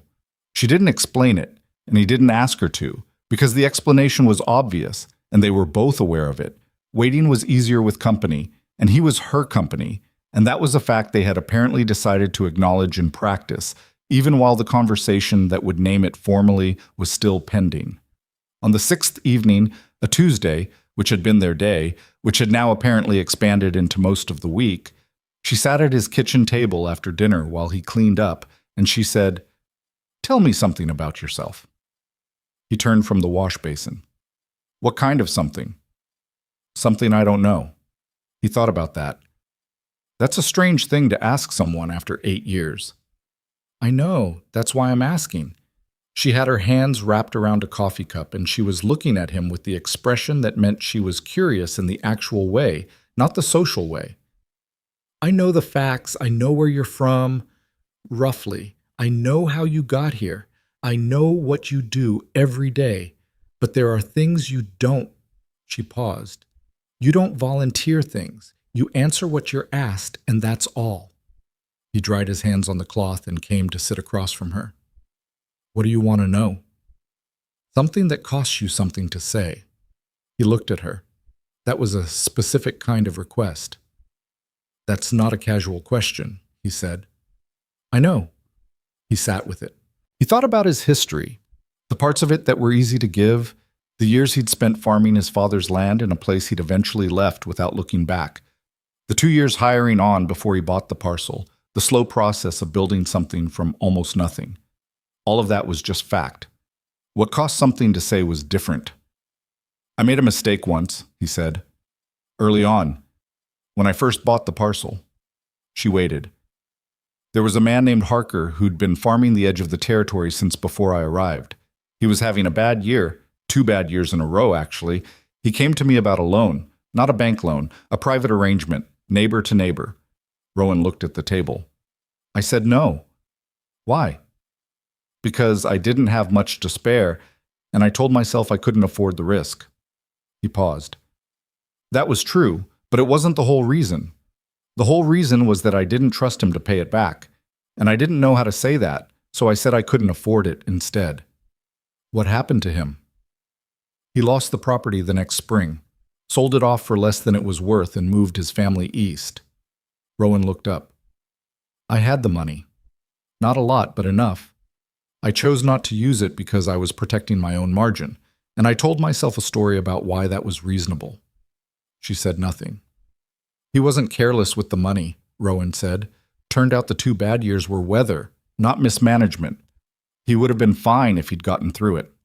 He picked up his coffee cup and set it down without drinking. I've thought about that a number of times. You couldn't have known he'd recover, she said. No, but I could have been honest about my reason. Instead of constructing something that sounded better. She looked at him for a long moment. Why did you tell me that? Because you asked for something that cost something, he said, and that's what I've got. She put her hand on the table between them, not reaching for his hand, just putting it there, palm down, in the space between them.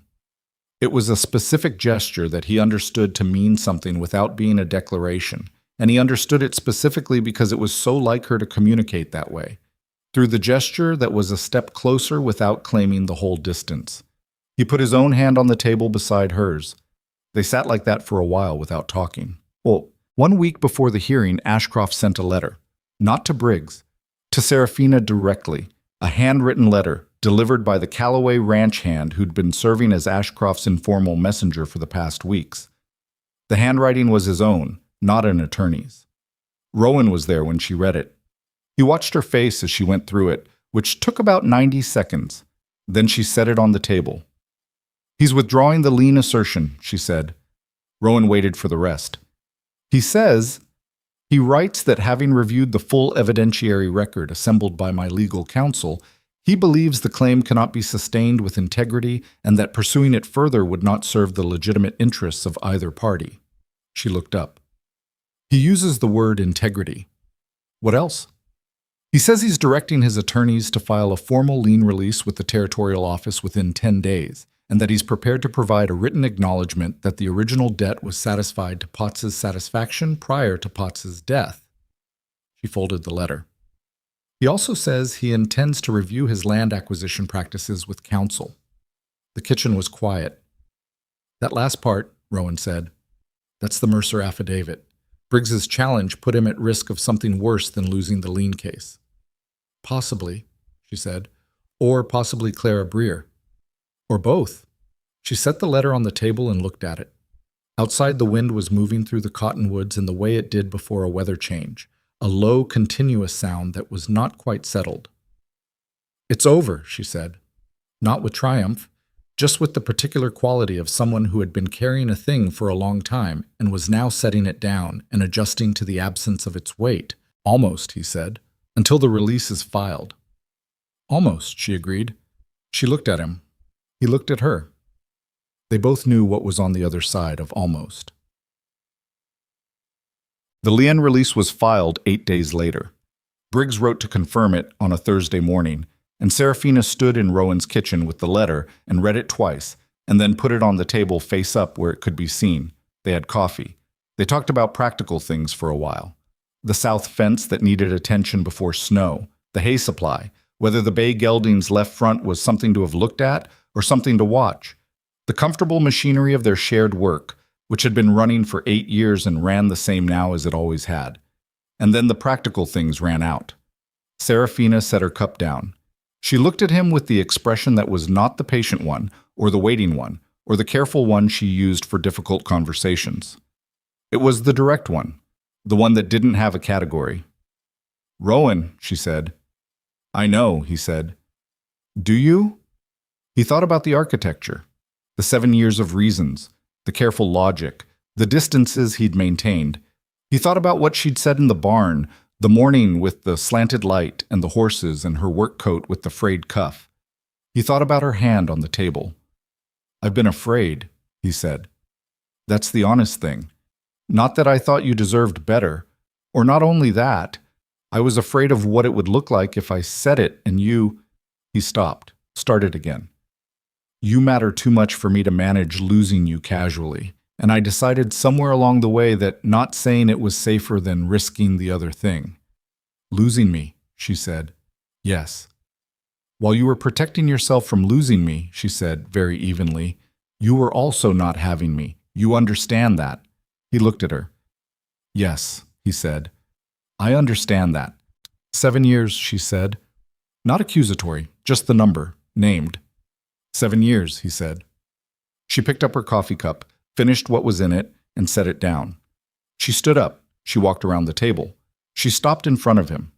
He looked up at her.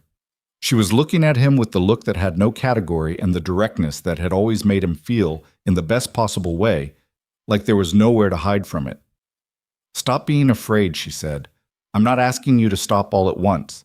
I know you, I know how you do things, but stop moving in the direction of it." She put her hand against the side of his face, not gently, not dramatically, just her palm against his jaw the way you'd touch something real.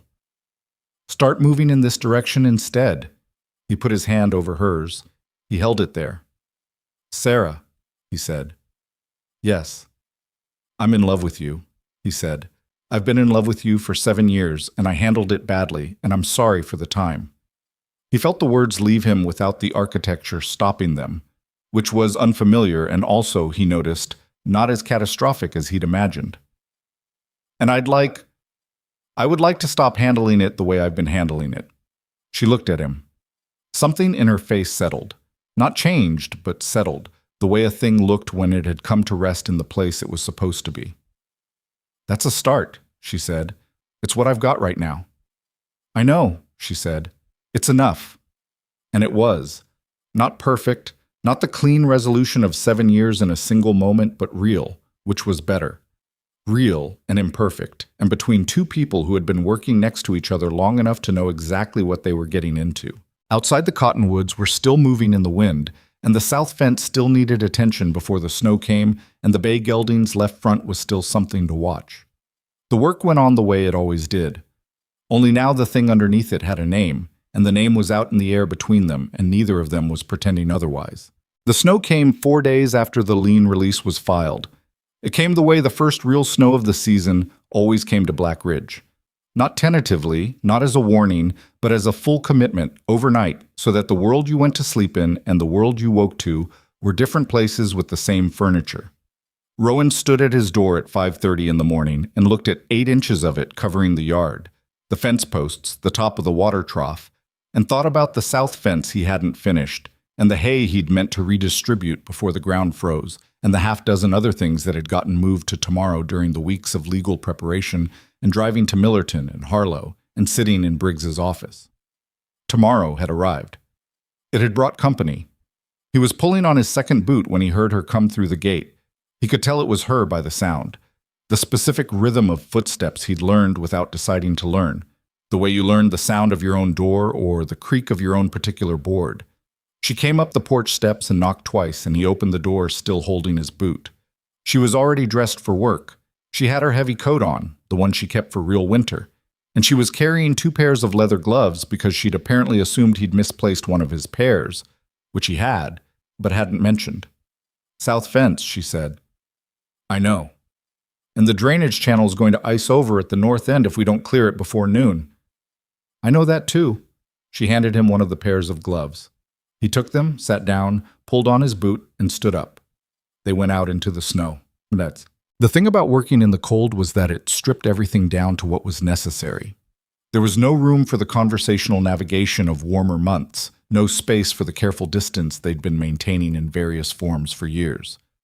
Cold work was just the work. Who was pulling which end of the wire? Who was breaking the ice along the drainage lip? Who needed a hand with the post driver because the ground had frozen unevenly and one side wouldn't drive straight. It required a directness they'd always had in practice and were now also having in the other ways. And those two things together produced a quality of time Rowan could not have described precisely, but felt clearly. The sense of being in exactly the right place, doing exactly the right thing, with the right person. They worked the fence through the morning. The snow had stopped by 7, but the cold stayed. The particular dry cold that made breath visible and turned the tips of fingers to wood if you forgot the gloves for more than 5 minutes. He forgot once. She didn't say anything, just appeared at his elbow with the gloves he'd set on the fence post and handed them back with the expression that meant she'd noticed but wasn't going to make it a moment. He put the gloves on. "Thank you," he said. "You've thanked me twice this morning," she said. "You don't usually thank people for things they do automatically." "I'm working on thanking people more." "That's a strange thing to be working on." "I have a long list," he said. She gave him a look that was close to a smile and went back to her end of the wire. He went back to his. Around midday, they got the fence finished and the drainage channel cleared and went inside to eat. And the kitchen had the specific warmth of a room you'd earned by being cold for several hours. She made soup from what she found in his larder, which she did without asking because she knew where everything was, and knew that what he had would be adequate because she'd indirectly influenced his supply habits over the years by commenting on certain gaps. He sliced bread. They ate at the table with the particular ease of people who didn't need to perform any aspect of the meal for each other. I wrote to Briggs, she said. About what? Thanking him, and to ask whether there was anything else that needed closing out formally. She ate a spoonful of soup. He wrote back this morning before the snow. He said the release was properly filed and the cloud on the title is gone. He also said that the challenge to the Mercer affidavit, combined with the Clara Breer statement, put Ashcroft's attorneys in a position they didn't want to defend before Hardcastle, and that's almost certainly what pushed the withdrawal. He said, almost certainly. He's a careful man with language. Good quality in an attorney.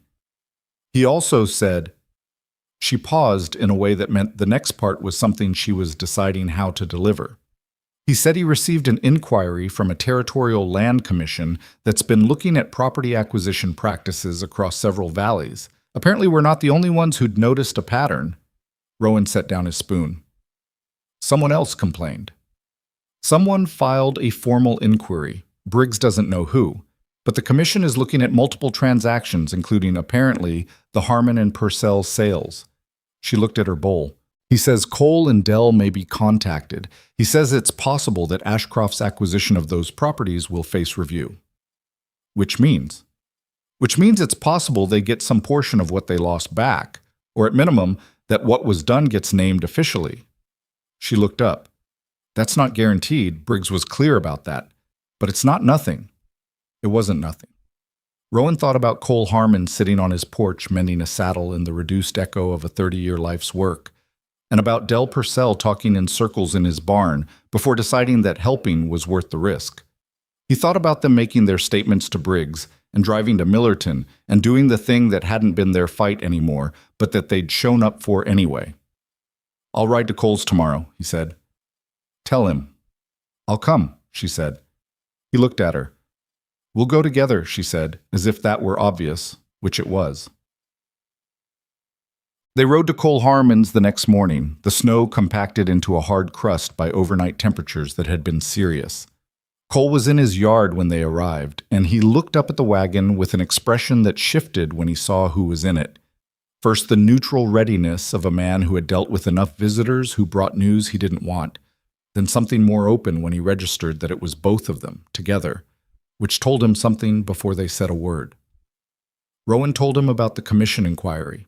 Cole listened, and when Rowan finished, Cole sat down on the step of his small porch, not because his legs gave out, just because the news required sitting, and he looked at the frozen ground for a moment. How serious is it? Cole said. The inquiry. Briggs doesn't know yet. It's early, but it's real. It's real, Serafina said, filed formally. The commission has the Harmon and Purcell sale documentation already, according to Briggs. Cole looked at her. He looked at Rowan. He looked at them together in the specific way that registered what was different about the together, and something in his face acknowledged it without making it a remark. You two finally sorted that out, he said. Rowan said nothing.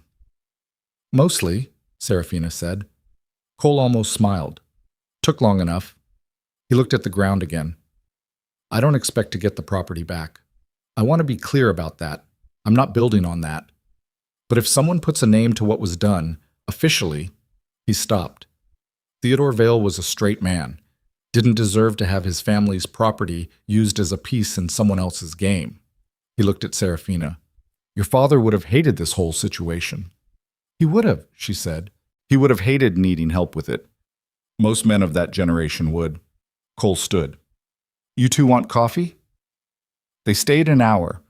Cole talked about his plans for the spring, leasing more land if the rates were reasonable, possibly buying a parcel further east that he'd had his eye on.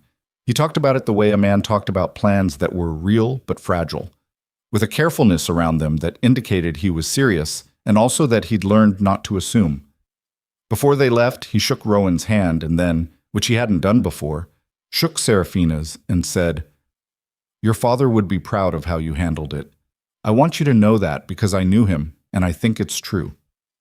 She thanked him in the voice she used when something landed somewhere that mattered, and she was being careful with it. On the drive to Del Purcell's, she was quiet for a while.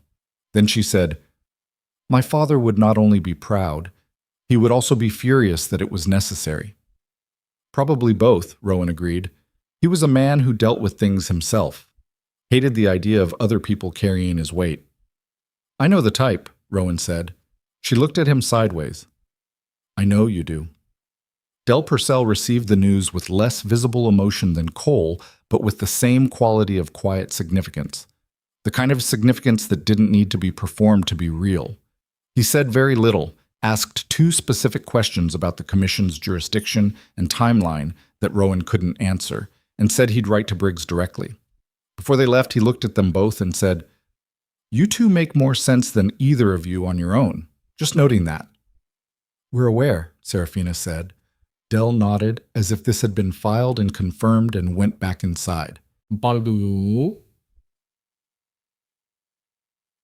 formal question of what came next, practically, between the 2 properties, between their 2 lives, came up on a Wednesday evening at her kitchen table, which was the first time the significant conversation had happened at her place rather than his, and which felt right in a way that Rowan noticed without needing to say.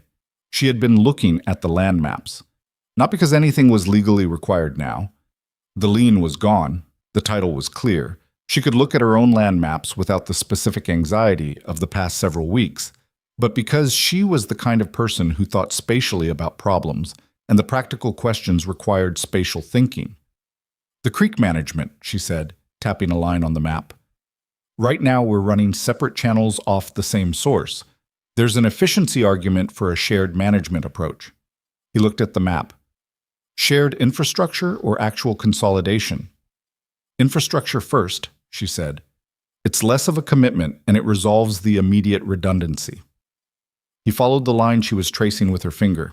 She was right about the redundancy. They'd independently built parallel systems for managing the same water source because they'd been operating as separate properties, and a coordinated approach would be more efficient and more resilient. It would require an easement agreement, he said, or something more permanent. He looked up from the map. She was looking at the map, not at him, with the studied attention of someone who was saying a thing sideways because saying it directly was a different kind of conversation. "Sarah," he said. "The property boundary," she said, still looking at the map. "Right here." She put her finger on the fence line between their 2 parcels. "This is a line that exists because 2 different people bought 2 different pieces of land in 2 different years. It's not a natural division. The creek doesn't care about it. The grazing doesn't care about it. It's a legal artifact." "I know what it is," he said. "So do I." She looked up. "I'm not in a hurry. I want to be clear about that. I'm not trying to compress 7 years of careful distance into one map conversation." She folded her hands. "But I want to say it plainly. The way this goes, in my mind, in the long term, the line stops mattering." He sat with that. Outside her kitchen window, the night was clear and very cold, the kind of cold that made the stars look closer and sharper than they actually were. The lamp on her table threw a circle of light that included both of them, and not much else. "That's what you want," he said. "Plainly." "Yes," she said, "plainly. I'm not asking for it on a schedule, but I want you to know the direction I'm thinking in so you can tell me if we're thinking in different directions." He looked at the map. He looked at the line that was a legal artifact. He thought about his 40 cattle and her horses and the shared creek and the redundant water systems they'd built independently over 8 years of being neighbors when they could have been building something together. "We're thinking in the same direction," he said. "You're sure?" "I'm sure." She looked at him for a moment with the direct look. Then she smoothed the map and rolled it and set it aside, and they had coffee and talked about the spring and the South Fence's performance under the first real snow, and whether the bay gelding's left front was something or nothing. The ordinary machinery of their shared work, now with the direction named. It wasn't a proposal. It wasn't a ceremony. It was 2 people saying the real thing plainly, without decoration, in a kitchen at night with a lamp on the table. That was enough. That was, in fact, exactly right. because anything more formal would have been performing for an audience that wasn't there, and neither of them had much interest in performance. They married in March. Not a large event, 20 people in the Calloway barn, which Margaret Calloway had insisted on, and which neither Rowan nor Serafina had the energy to argue against, and which turned out to be the right size for two people who had never needed a large audience for any of the things that actually mattered. Cole Harmon came. Del Purcell came, with his wife, who turned out to be a woman of strong opinions and considerable warmth, who told Serafina that Del had talked about the lean situation for weeks and that she was glad it had ended the way it had. Clara Breer came from Harlow. She arrived in a wagon driven by her husband Aldous, who was a quiet man with the comfortable bearing of someone who had spent 40 years beside a woman of strong character and had found it agreeable. Clara sat beside Serafina for a portion of the afternoon and talked about Serafina's mother, things Serafina hadn't known, small true things, the kind that only a person who'd actually been present could give you. Serafina listened with the expression she used for things that mattered and didn't say much, which Clara seemed to understand and respect. Henry Briggs came, which surprised Rowan. He said he didn't usually attend the personal events of clients, but that this particular case had been unusually satisfying, and he'd made an exception. He shook Rowan's hand with the grip of a man who thought handshakes should mean something, and he told Serafina that he expected her title to remain undisputed for at least another 50 years, and she thanked him, and he went and found a chair and a cup of coffee and appeared to enjoy himself quietly for 2 hours, which seemed like the right way for Henry Briggs to enjoy himself. What Rowan remembered afterward from the day itself was not the ceremony, which was brief and plain and said what needed saying without embellishment, but the moment just after, standing in the Calloway barn with the light coming through the high windows and the sound of 20 people he mostly knew talking around him, when Serafina turned to him and said, quietly, so only he could hear, "You look surprised." "I'm not surprised," he said. "You look like you're waiting for something to go wrong." He thought about that. He thought about how long he'd been waiting for things to go wrong, how much of the last 7 years had been structured around the anticipation of the wrong thing that hadn't happened, the disaster that had never arrived, the insufficiency that had never been confirmed because she'd never agreed to the verdict he'd pre-assigned. "Old habit," he said. She put her hand in his. "I know," she said. "You can stop now." He couldn't stop entirely. That was honest, and she knew it, which was part of what made it possible to say. He was a man who had spent decades waiting for the floor to drop, and you didn't dismantle that in a single season regardless of how good the season was. But he could, he thought, redirect it. Use it differently. The same attention that had spent years watching for the thing that would confirm he wasn't enough could be turned toward watching for the things that needed doing. The south fence, the shared drainage, the bay geldings left front.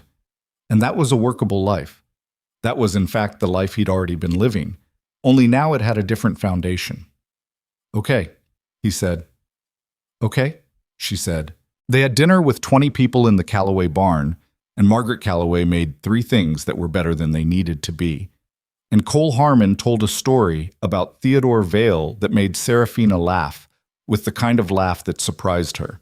And Aldous Breer turned out to play the fiddle and played it for an hour after the meal, and the evening went the way good evenings went. Not perfectly, because the hay was scratchy, and 2 of the chairs were uneven, and Rowan spilled his coffee, and one of the horses outside wouldn't stop making noise for the first 40 minutes. But genuinely, which was better than perfectly, because genuine things lasted. What came after was what always came after, the work. They combined the water management that spring, building the shared infrastructure Serafina had sketched on the map in her kitchen in February. It took 3 weeks longer than they'd planned because the ground in the north section had heaved over winter and required more preparation than expected, and Rowan said something impatient on the 4th day of setbacks and immediately wished he hadn't, and Serafina looked at him with the expression that meant she was choosing not to respond to the impatient version, and he appreciated that. They finished it in May. It worked. The cattle operation expanded gradually. Not dramatically, not in the way that required risk beyond what the land could support. Rowan had always been a man who expanded deliberately, and that didn't change. What changed was that the deliberation happened at a table with someone whose judgment he trusted completely, which changed the quality of it. Not faster, but better.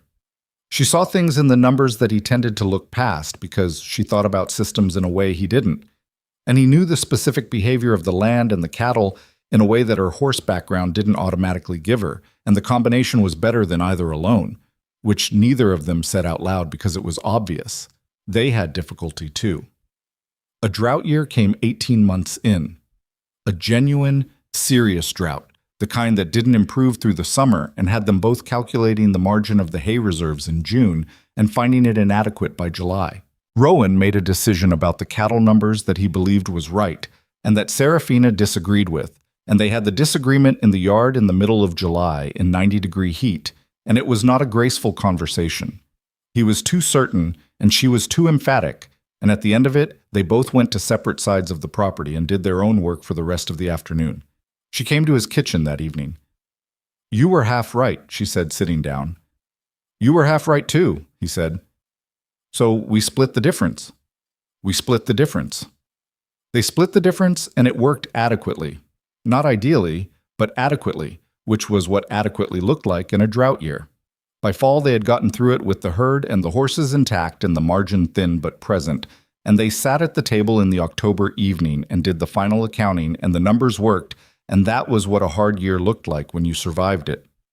"Rowan," she said, looking at the accounting ledger. "Yeah." "This is what it is," she said, "being here. Most years it's this." "I know." "I'm not complaining," she said. "I'm saying it plainly because I think it's important to say plainly. It's a good life. It's also a hard life. And I wouldn't go back and choose differently, but I want us to both be honest about what we're in." He looked at her.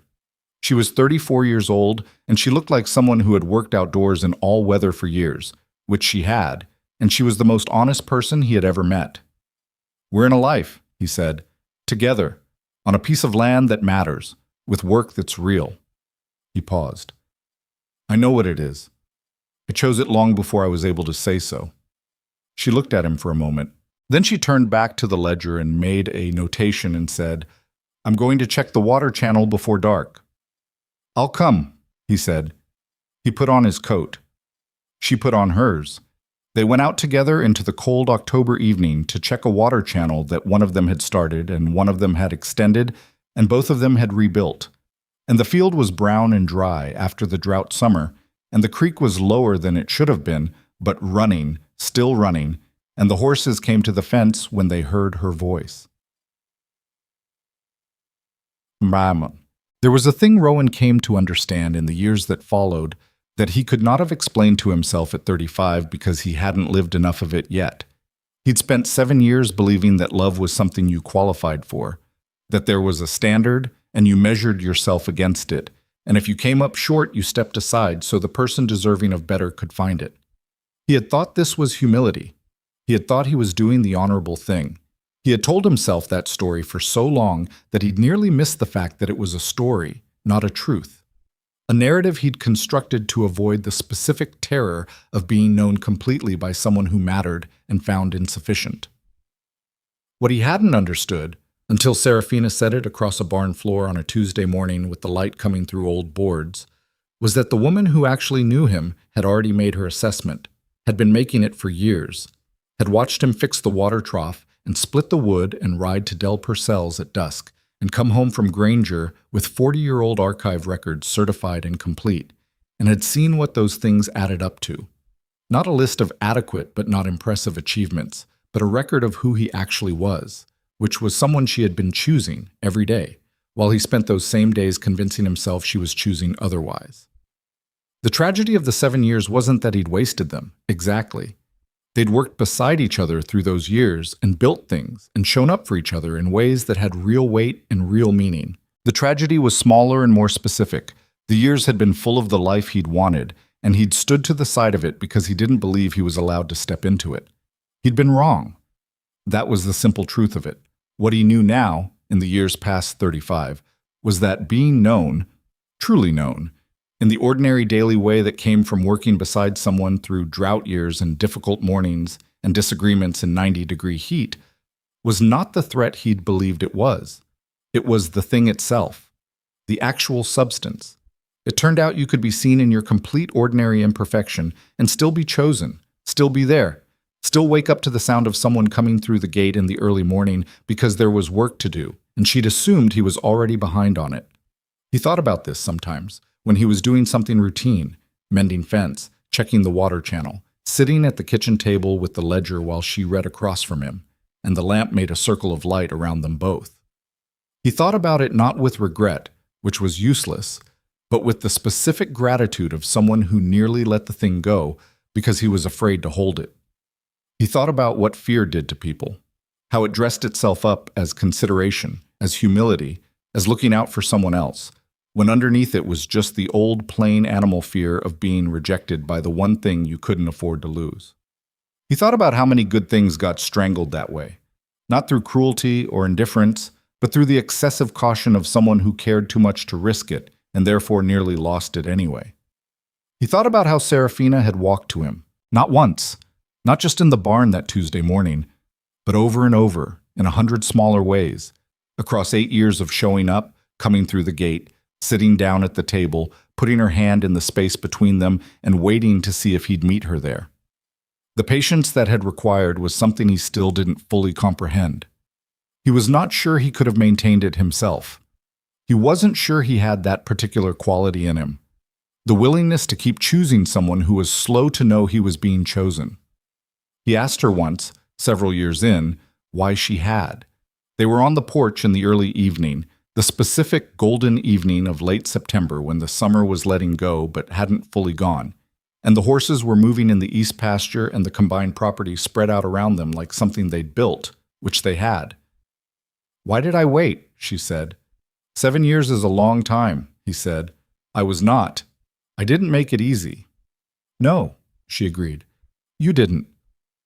"So why?" She thought about it. She looked at the horses in the pasture. She looked at the fence line where the two properties had been divided and were not divided anymore. "Because I'm not interested in easy," she said finally. "I'm interested in real, and the real thing was you." She glanced at him. "Also because I knew you'd get there."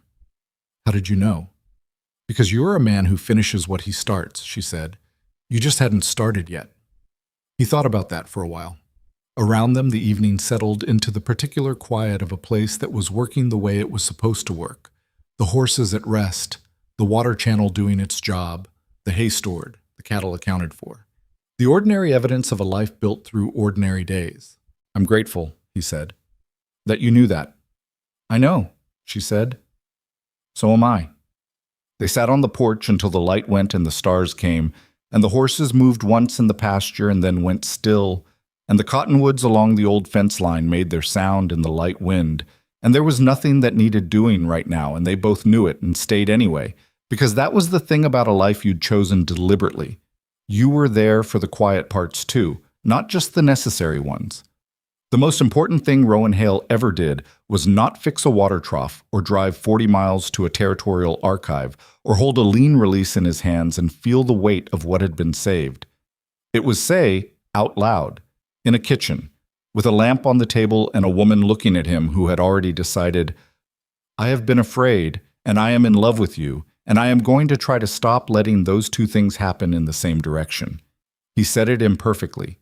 He said it 7 years late. He said it in plain words that weren't beautiful or poetic, that didn't sound like anything other than what they were. She said it was enough. She was right. That was the thing that took him years to fully trust, and that he eventually trusted completely. That enough, said honestly, between two people who had done the work and knew each other and showed up. Enough was not a consolation. It was the whole thing. The land stayed. The work continued. The water ran through the shared channel her father had started and her grandfather had begun, and that they had finished together, and it ran in dry years and wet ones, and the horses drank from it in August the way horses did when the water was reliable, which it was, which it remained. And every morning, for a long time after, Rowan Hale woke up in his own house, their house, the house where the line on the map had stopped mattering, and heard the sound of someone already moving in the kitchen, already beginning the work, and understood without having to think about it that he was exactly where he was supposed to be, doing exactly what he was supposed to be doing, next to exactly the right person. That was the whole of it. That was enough.